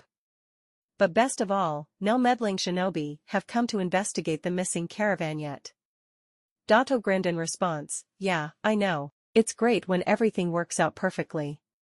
I mean, who would expect a group of pathetic bandits to set up outside a shinobi village? However, at that moment they heard someone whistling a catchy tune. And when they found who was whistling, they were surprised to see a silver-haired young man, who had the air of a noble about him, walking down the path without a care in the world. The two bandits were stunned, but since they were in a good mood, Gato called out to the seemingly oblivious boy, hey kid, you're about to enter Black Sun's territory. However, since we're in a good mood, if you turn around now, we'll leave you be, though you'll have to hand us a few coins so we won't get in trouble for doing that. How does that sound for a deal? The silver-haired youth just chuckled. That would be a good deal, if I wasn't in the mood to kill something. You see, I just found out I have the misfortune of being involved in a marriage contract, as such I am in an extremely bad mood. But tell you what, you get out of the way and let me slaughter your fellow bandits and I won't kill you, how's that for a deal? The two bandits just laughed him off. It was their last mistake. Faster than the eye could see, Vergil cut them both in half and continued walking. The two soon-to-be dead bandits moved to stop him, however as soon as they moved a single foot their torso separated from their legs, and they soon died in shock. The wielder of Yamato soon arrived in the middle of the camp, and spoke in a loud voice to be heard over the sounds of the rape and torture happening in the camp. Hello everyone, my name is Vergil Sparta. I was just on an enthusiastic walk through the woods, and these two schmucks decided to stop me from continuing on my way. And after everything that happened today, I think I was in the right to kill them, but I'll give you all one chance to surrender. If you refuse, though, not one of you black sons will leave here alive. The bandits of course refused to surrender, and were promptly slaughtered. When the ANBU arrived a half an hour later, led by Jiraiya, when they received the news of what happened to the last caravan, they were shocked at the slaughter that had been wreaked on the camp. The fact that only Naruto was moving, and unharmed, besides the former captives who were getting clothing from the camp storehouse and kicking the dead bandits, was further proof to Jiraiya that his assessment was correct. He then spoke, "What happened here, Naruto?" And Vergil chuckled before he spoke, "I was just minding my own business, walking through the woods. When these two idiots decided to stop me, they tried to make me pay them to have them leave me alone. Of course I rejected their proposal, and then killed them. I then found a camp, and after politely requesting they surrender, I was forced to attack them, and I killed all but one of them." One of the rookie ANBU looked a little shaken and asked the question on everyone's mind, "What happened to the last one?" Naruto chuckled as he pointed over to the crossbowman with a bolt through his neck. "Wussed out like a bitch." Jiraiya sweat-dropped at that. "Yes, well, I have a new mission for you and Katsuchi. I already informed her of it, but you're to accompany me to find Tsunade Senju and convince her to become the 5th Hokage." The small group of nin were making decent progress, considering the fact that they had to stop at every town to check for news of Tsunade's whereabouts and for Jiraiya to do his research. However, for a person who was used to being able to traverse that amount of distance, Naruto, in a day it was a painfully slow pace. However, if there was one good thing about the slow pace of the journey, it was that Vergil got to know more about his newly discovered fiancée and take her on a date in one of the towns they stopped at for Jiraiya to try and get information. It wasn't much of a date by the standards of romantics, as in those that search endlessly for their soul mate and need everything to speak of romance and love, but to the shinobi, it was nice. All they really did was go to the nicest restaurant in town, one coincidentally that served some of the dishes, like pizza and barbecue, that predated chakra. It was an enjoyable break for them, and they would have been content had it ended with the dinner. However, when they were returning to the motel in town, they were confronted by a group of drunk gangsters who wanted Katsuchi to entertain them. Naturally, the kunoichi refused their request. The idiots pressed the matter, however, and soon became acquainted with Yamato as it ended their lives for harassing its wielder's fiancée. And while the IWA nin would have been able to eliminate them with ease, it still brought a slight smile to her face to see him react so protectively to those slimeball's advances. Now they were coming into the second largest town, as in not a shinobi village or outpost, on the road, Crater City. The city was well for its gambling, however not many people stopped here to gamble, as only a day's travel away, for a civilian, was the most famous gambling center in the elemental nations, Bakuto Tengaku, or Gambler Paradise. However, they were stopping there as Tsunade was such an addict to gambling she'd probably have stopped there, if only for a day, as a temporary fix until she could get to Gambler Paradise.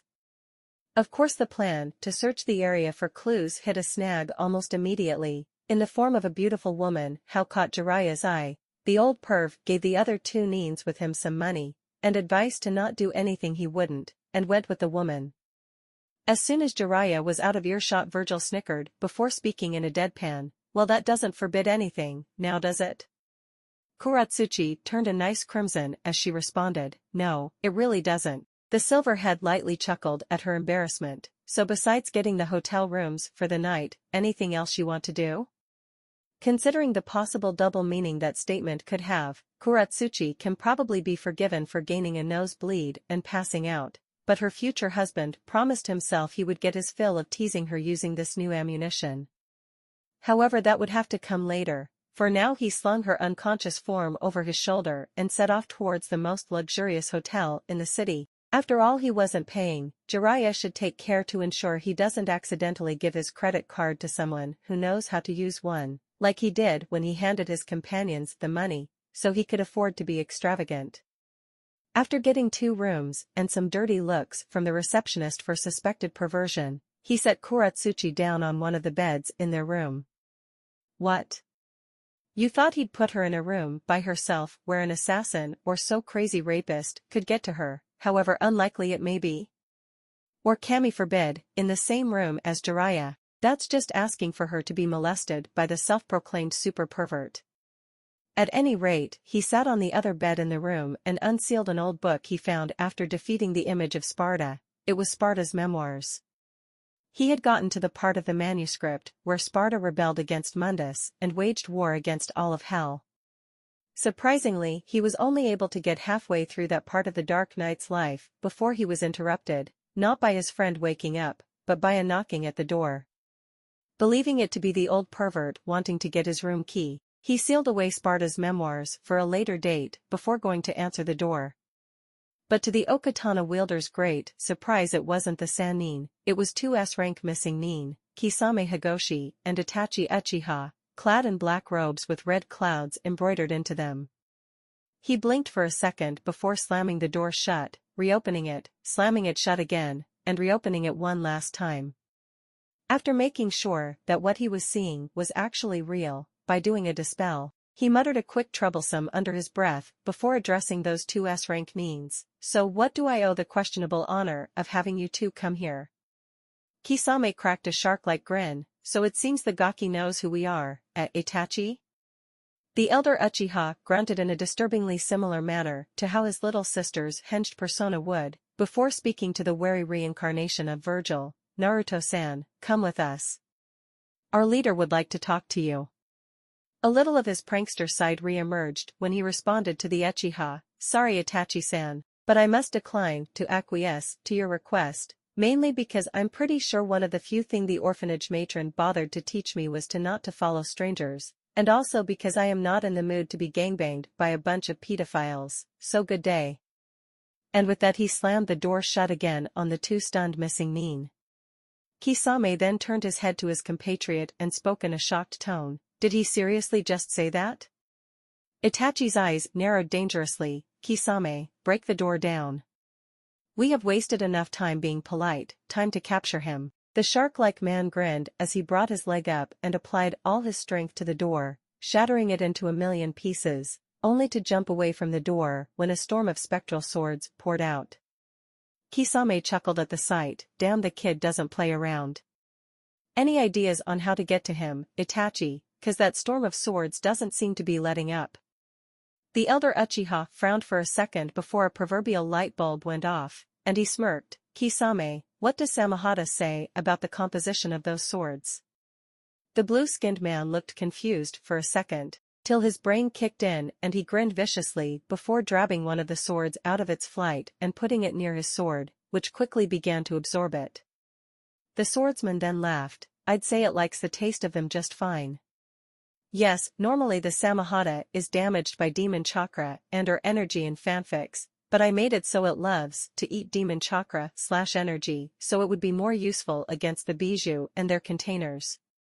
Itachi then explained that he wanted Kisame to use his blade as a shield for them to get close enough to capture the blonde, which caused the ex-Kiri nin to grin because he would be able to feed his blade a lot of high-quality chakra in this plan. The 2 missing nins quickly carried out their plan, and were successful. However, when they attacked Naruto, he poofed away, which caused Itachi to snarl, "Damn it, a shadow clone." Where the hell is the original? Kisame, who had walked over to the window, caught sight of the silver-haired youth carrying Kuratsuchi, and a boy who could only be described as what Itachi would look like as a kid if he didn't have the damned eyeliner lines, over his shoulder hustling towards the forest. He then called over his shoulder, "Oi! Itachi, the gaki's getting away. He's got 2 passengers too." Itachi strode over to the window with a dark look on his face, and when he saw his foolish sibling slung over their target's shoulder, he felt his mouth twitch in what might have been a smirk, if not for how stoic he was and how brief it was. The elder Uchiha then spoke in a glacier-cold tone, "Come Kisame, we have a runner to catch, and I have a foolish sibling to remind of his mission." Kisame chuckled as he followed Itachi's lead. "So, you still plan on forcing the brat gaining the next level of the Sharingan till you can gain the Eternal when you take his?"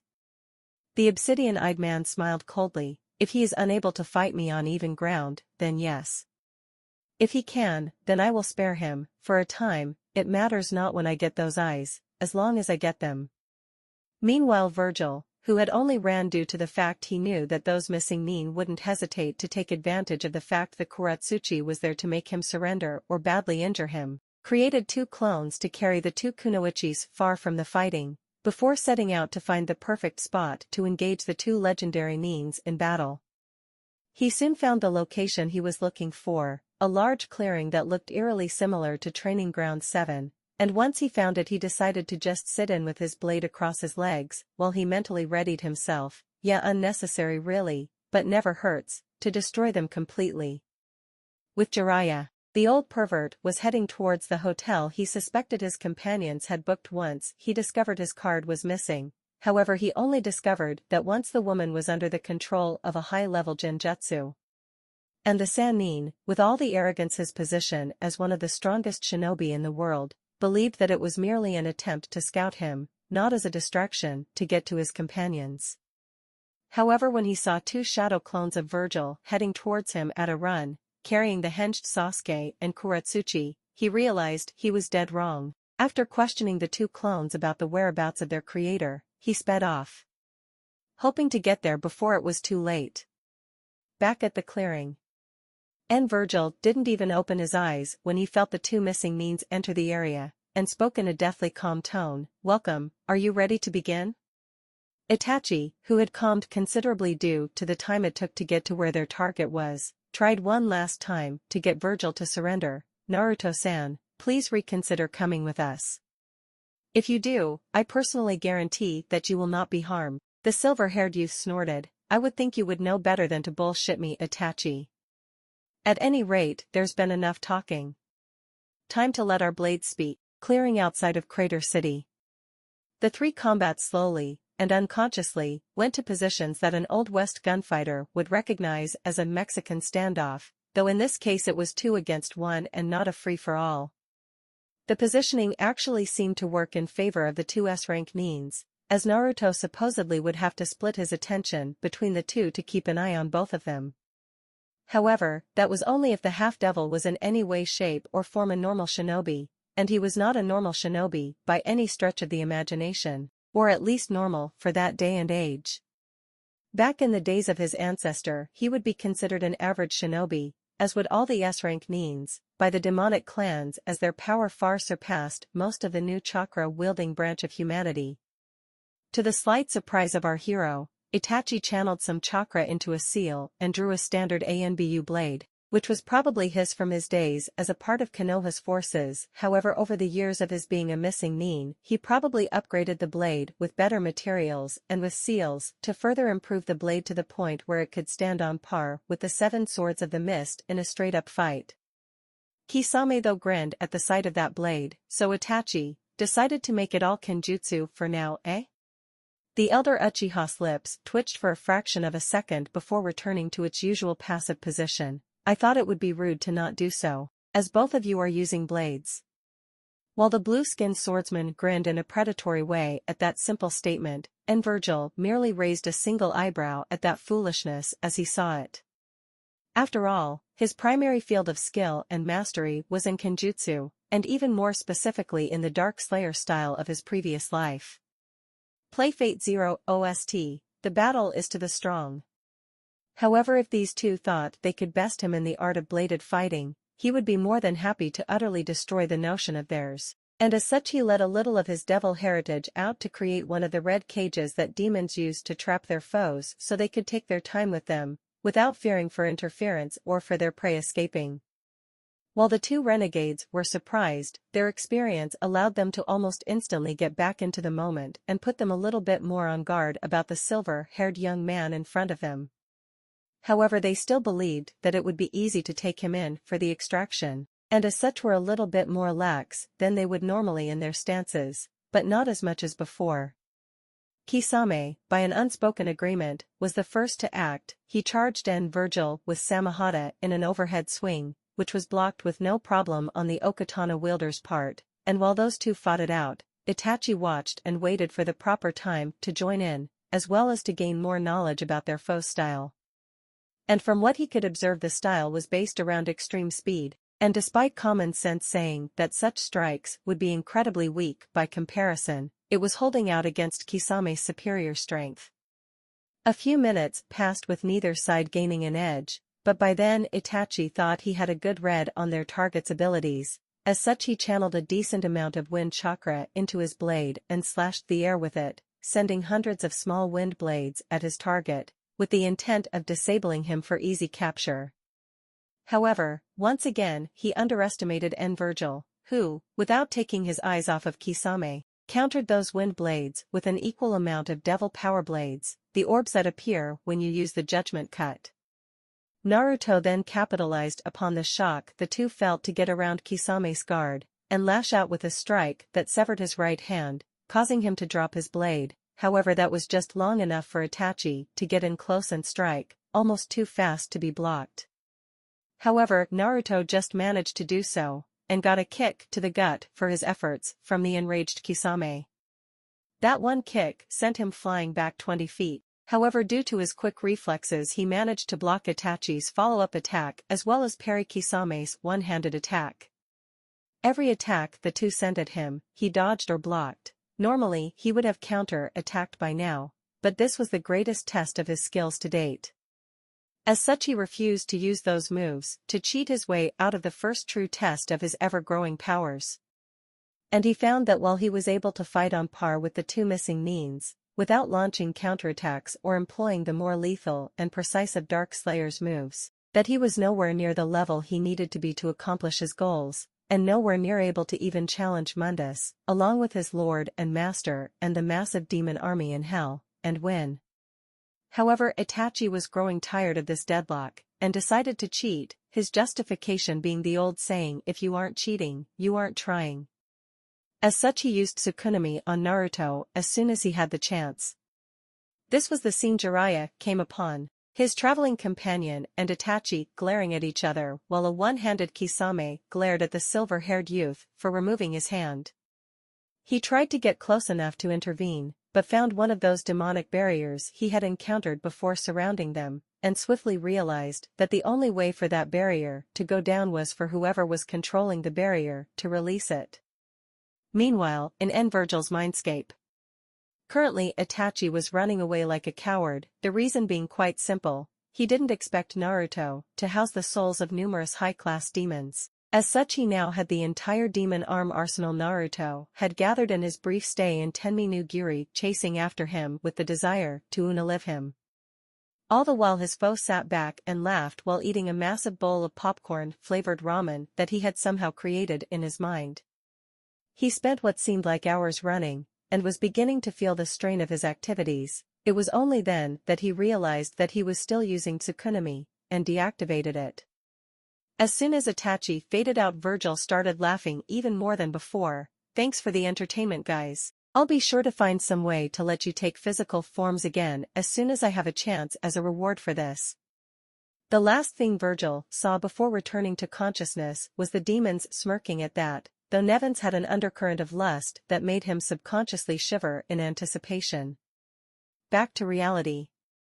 When he came to, he saw that Itachi was extremely drained from his failed attack, and that Kisame was not capable of fighting at his usual level for much longer. The logical side of him demanded their deaths. The demonic side of him demanded their release on the grounds of it being unsatisfying to kill them now at their weakest, and a small part of the old Naruto said he should let them go if only so. Satsuki, this is the real name of female Sasuke from now on. I know I used a diff one earlier, but I don't remember it and don't have the time to look it up, could have her vengeance when she was strong enough.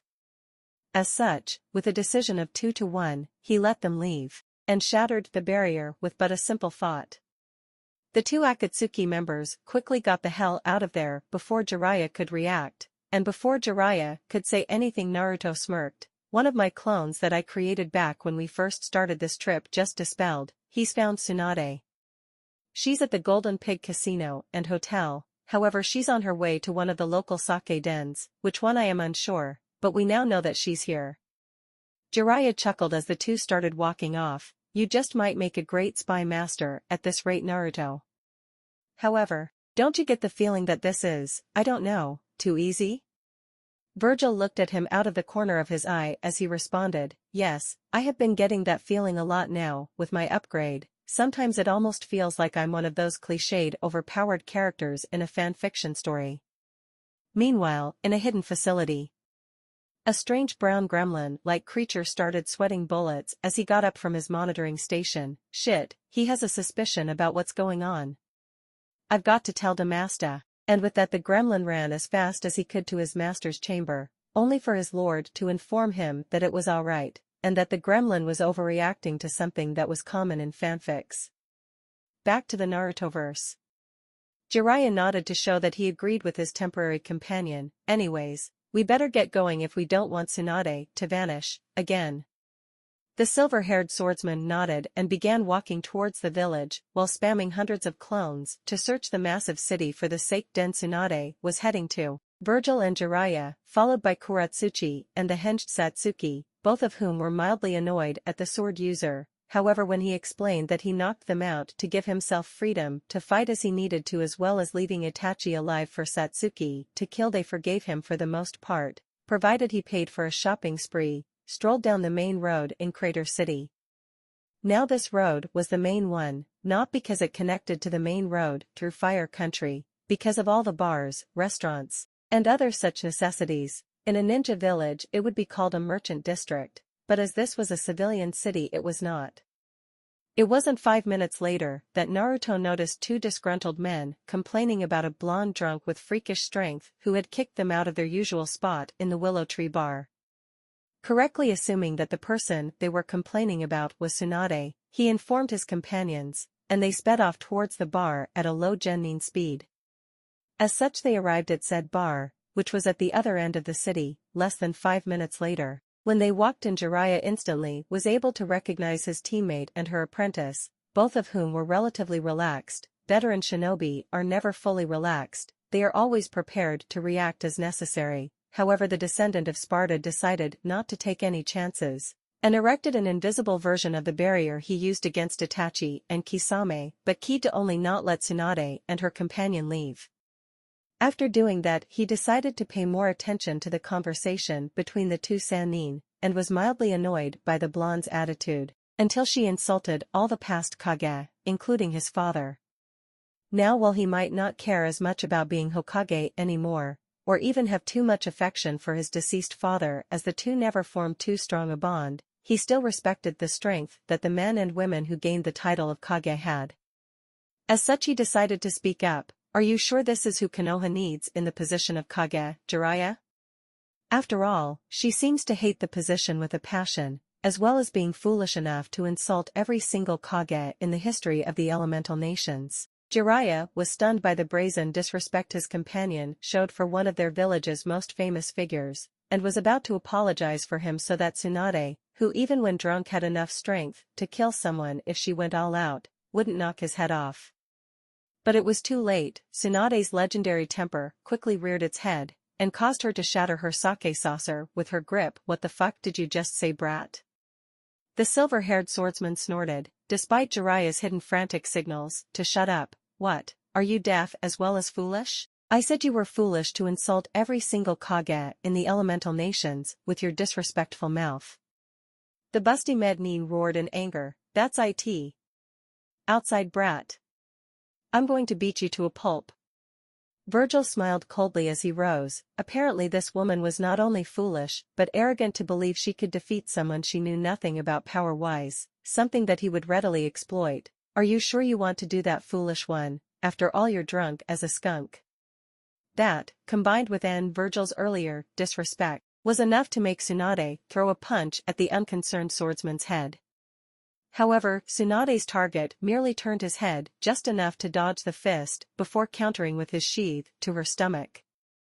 Normally such a blow would do nothing to a higher-level ninja except maybe cause a bruise, but Naruto was anything but normal to people of that day and age, combined with the fact that the sheath was made of the same material as Yamato. As such, Tsunade went flying through the nearest wall from the blow, stunning the other occupants of the room. While everyone else was gaping at the new female-shaped hole, the silver-haired youth calmly strode towards the hole, which he mentally cut into pieces in such a way to make it look like the wall had simply collapsed, and then through the large gap in the wall to face Tsunade. After walking out of the hole he made, he calmly leaned against part of the wall that was still intact while he waited for the Bustamednin to stagger to her feet and shake off some of her drunkenness. To her credit, it took less than a minute to do so. While not blazing fast, it was faster than most could do after being hit with the equivalent of having a 100-ton tank dropped on them from over 300 feet, and once she was up, Vergil clapped sarcastically in recognition of the fact that she was still conscious enough to do that. The sound of the clapping was enough to reignite Tsunade's explosive temper, which had been momentarily dosed by the hit she received, and she charged with all the speed and strength she had, intending to knock the swordsman's head from his shoulders. While to most her speed would be impressive, to Naruto it was just too slow, and he lazily tilted his head to the side before delivering a knee to her gut faster than anyone could react. This blow, delivered with all the speed he could use but only a fourth of his strength, sent her flying once again. This time she smashed into the castle 5 minutes outside the edge of town, early destroying part of the castle from the speed and force she was launched with. While he waited, Vergil ordered a bottle of water and a small order of teriyaki beef to keep himself occupied. Meanwhile, everyone who actually recognized or knew that it was her was stunned by the thoroughness of the beat down she was receiving at the hands of a relative unknown. By the time the battered and bruised form of Tsunade had returned to the area almost 10 minutes later, the silver-haired youth had already finished 2 additional bottles of water and 3 extra orders of teriyaki beef and was more than ready to beat the arrogant blonde down some more. However, a lot of the fight had been knocked out of Tsunade, not enough to make her not confront him, but enough to make her think cool-headedly. As such, when she came back, she opened her attack with a barrage of kunai, followed by a shadow kunai jutsu, before tossing out a few earth wall jutsu to give herself some room to protect herself and to attack from. Unfortunately, while that would normally be a decent opening for a high-class shinobi fight, Naruto would have none of that, and quickly vaporized the entire system of trenches and the kunai with a lightning-fast draw and sheathing of his blade. As soon as he finished that move, he leisurely paced over to Tsunade, who was using whatever she could to slow him down while thinking of something to stop him, only for every method to be destroyed with minimal effort. By the time he had finally cornered her 15 minutes later, Tsunade was running on near empty, tossing around hundreds of jutsu, healing yourself, using chakra to enhance your abilities. All of that drains chakra reserves quickly unless you're a Jinchuriki or have a Biju's reserves, and had run out of ideas. Fortunately for her, Vergil didn't consider her an enemy or a real threat, and merely wanted to get her to apologize for her earlier disrespect. Tsunade, when Naruto asked her to apologize for what she said, did so with great reluctance. Only the fact that her foe was a lot stronger than her forcing her to agree. When the young man sheathed his sword, her vindictive side remembered that Jiraiya had introduced him as a semi-apprentice, as in he mostly just corrected problems if need be, and gave a move or two for him to try and learn. As such, she decided to speak up. Oi, Gaki, how about we make a bet? Jiraiya was going to speak up to stop her, but a look from the silver-haired swordsman's friend and fiancé shut him up very quickly. The young man raised an eyebrow as he responded to the very busty medic's question. What did you have in mind? The blonde pigtailed woman smiled briefly as she responded. Jiraiya said he had been teaching you some jutsu off and on, is that correct? Here she paused, until she saw Vergil nod slightly. Well then, if you can learn the Rasengan in 1 week, I will go back to Konoha without a struggle, but if you don't you'll give me every scrap of money you have. The descendant of Sparta chuckled, as amusing as that could be, I would gain nothing from such a bet. That brought her up short while her mind searched for something to offer, and soon enough she hit upon her necklace. Despite the fact that she believed it cursed, it was the only thing that might potentially equal the money she might get. As such, and with a slightly hesitant voice, she spoke up, if you win, I will give you my necklace, which is an heirloom of the Senju clan worth more than every casino in Gambler's Paradise. Vergil thought for a second. While he wasn't short of money by any means, as he had been paid the bounty on Orochimaru and given access to the Namake's accounts before he left, a gem of such great worth would make a fine gift for someone he cared about or just a nice fallback for his clan if the economy crumbled. A shinobi must always be prepared to take care of himself, and have contingencies in place.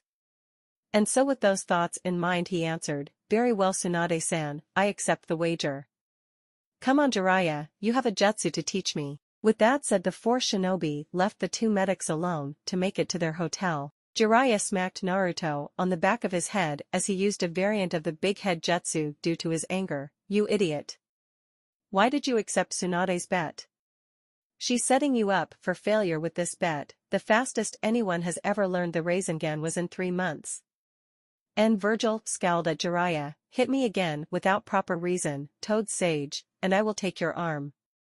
As for this being a foolish bet, for anyone else it would be, but I will succeed because I have no other option, so let's get down to work Jiraiya-san, but come to think of it, you should also hand Katsuchi and Satsuki something to work on to keep them entertained. The pervert was about to protest, until the tree next to him exploded from a spike of earth, and several kunai on fire passed dangerously close to his crotch. Suitably motivated he created 2 shadow clones to help the 2 very dangerous kunoichi become even more dangerous, probably not the best idea when you think about it rationally, unless you like living that is.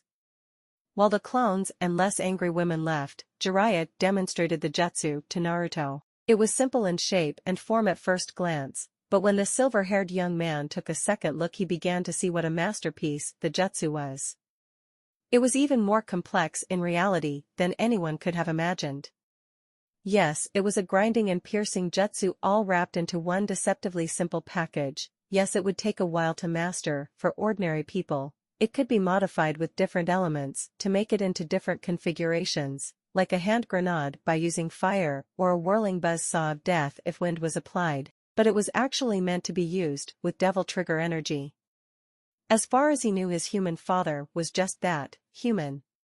So it boggled the mind that he would come up with something that would run better using DT energy than actual chakra, but it could be quite possible that his father knew what he would become and created that jutsu with him in mind later down the road.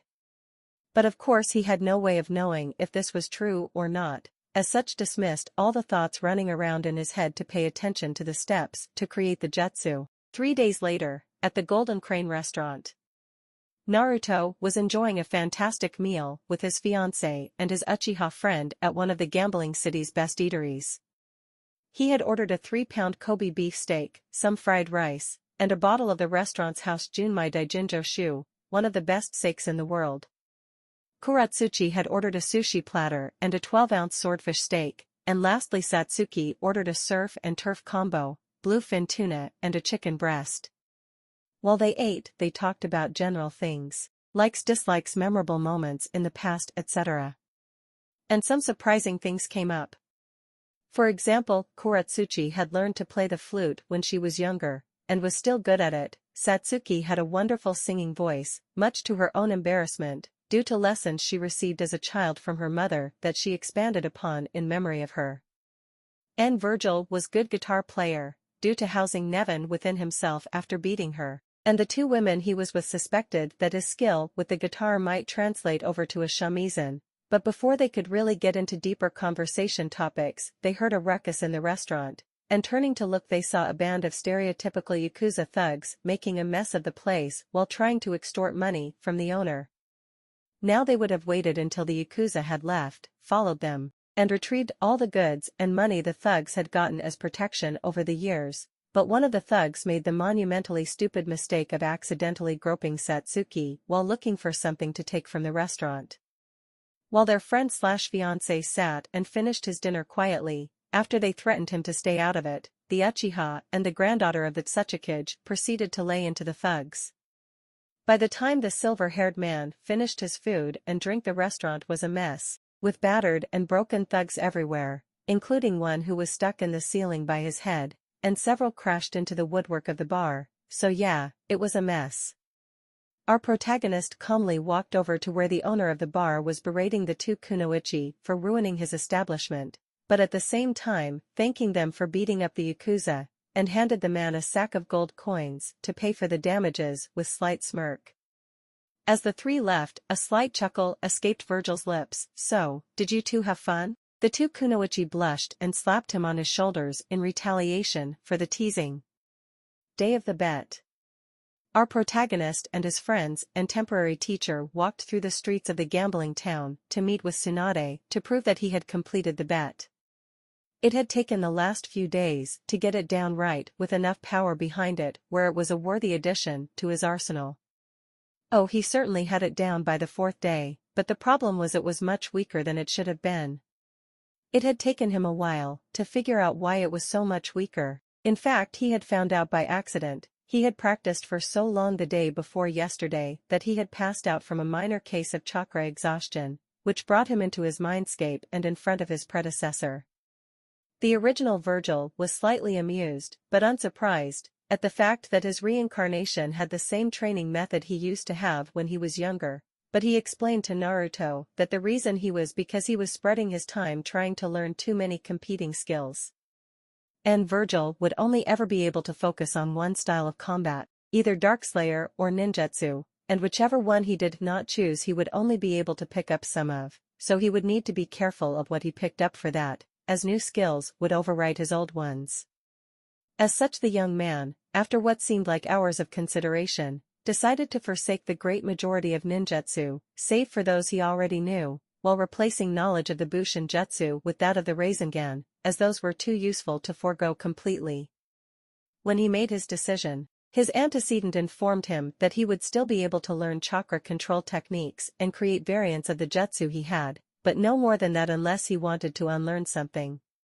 But after that hiccup he managed to master the basic Rasengan, as well as start work on a variant that he could manipulate much like he could his spectral swords, but it would be a while before that version was truly combat-ready, as the intricacies of making it retain its shape and abilities while appearing anywhere were more complex than simply finishing the base Rasengan, as one would expect, but as he could form them anywhere within 10 meters of himself and control them out to 15, with a limit of 6 before the strain started to show. When the four ninja arrived where Tsunade was staying, they were attacked by 4 suits of winged armor armed with lances. From the memories Naruto had of the time his forebearer encountered these beings, they were called Angelos, and were demonically possessed armor used as soldiers first by the Order of the Sword and then later as shock troops by Mundus forces. They were no real threat to the trained fighters, and were dispatched quickly. But once they entered the hotel, they were greeted with the sight of dozens of dead civilians impaled on lances from the Angelos they fought before, and a very pissed-off Tsunade trying to kill a humanoid snake demon, one that was vaguely familiar to the newcomers. However, it was only when the snake let out a chillingly familiar laugh that they were able to identify the being. It was Orochimaru, back from the dead. Jiraiya was stunned at the sight of what his former teammate had become, but the others had no such hesitation, and attacked the being that used to be the pale-skinned Sannin. But death and rebirth had been good for the treacherous snake summoner, and his natural agility had advanced far beyond what it used to be, so far in fact that he could dodge strikes using the Darkslayer style, at least the level that Naruto had currently, easily. The former Sannin was toying with his prey, taunting them and showing them how much farther they had to go, as well as trying to tempt the Uchiha to join him. However, the young heiress of the Uchiha's vanity won out over her thirst for power. After all, what was power if it turned her into some ugly abomination that would never be able to revive her clan? This, of course, angered the snake, but suddenly a dozen spiraling balls of death approached him from all sides at speeds he could barely dodge. He took 3 to the body, and lost an arm to another. So despite the healing factor that came with his new demonic form, Orochimaru was forced to withdraw, and not a moment too soon. For as soon as the snake left, Vergil collapsed, exhausted from forcing an experimental technique to work as flawlessly and in as large a number as he did the fly. While the two younger kunoichi fussed over their fiancé/friend, respectively, Jiraiya was letting out gales of laughter as he watched. At least he was, until he turned semi-serious as he confronted Tsunade over her losing the bet, and reminding her of the side bet he made where she would come back to be Hokage if Naruto won in an unexpected way. Tsunade tried to bluster her way out of their side bet by claiming she was drunk at the time, but Shizune gave her a look that said if she did not own up to her bet then she would soon find herself begging to be back in Konoha. While Shizune was not the strongest of fighters, but she knew most of Tsunade's weakness and had plenty of blackmail material to make Tsunade's life a living hell, Tsunade, faced with such a prospect, accepted, as anything else would be moronic.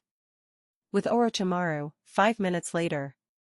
The demonic snake mean growled lowly in his throat as the 3 holes in his chest slowly healed. He had been given the mission to slay Tsunade by Mundus as a test of his new abilities. He had almost succeeded if not for the intervention of the Sparta. He was much more physically adept than before, and that's without getting used to his new form or training his abilities higher. With time he could become an incredibly dangerous foe, something that Mundus was willing to give him, for now. Thanks for watching. Please like, share, and subscribe.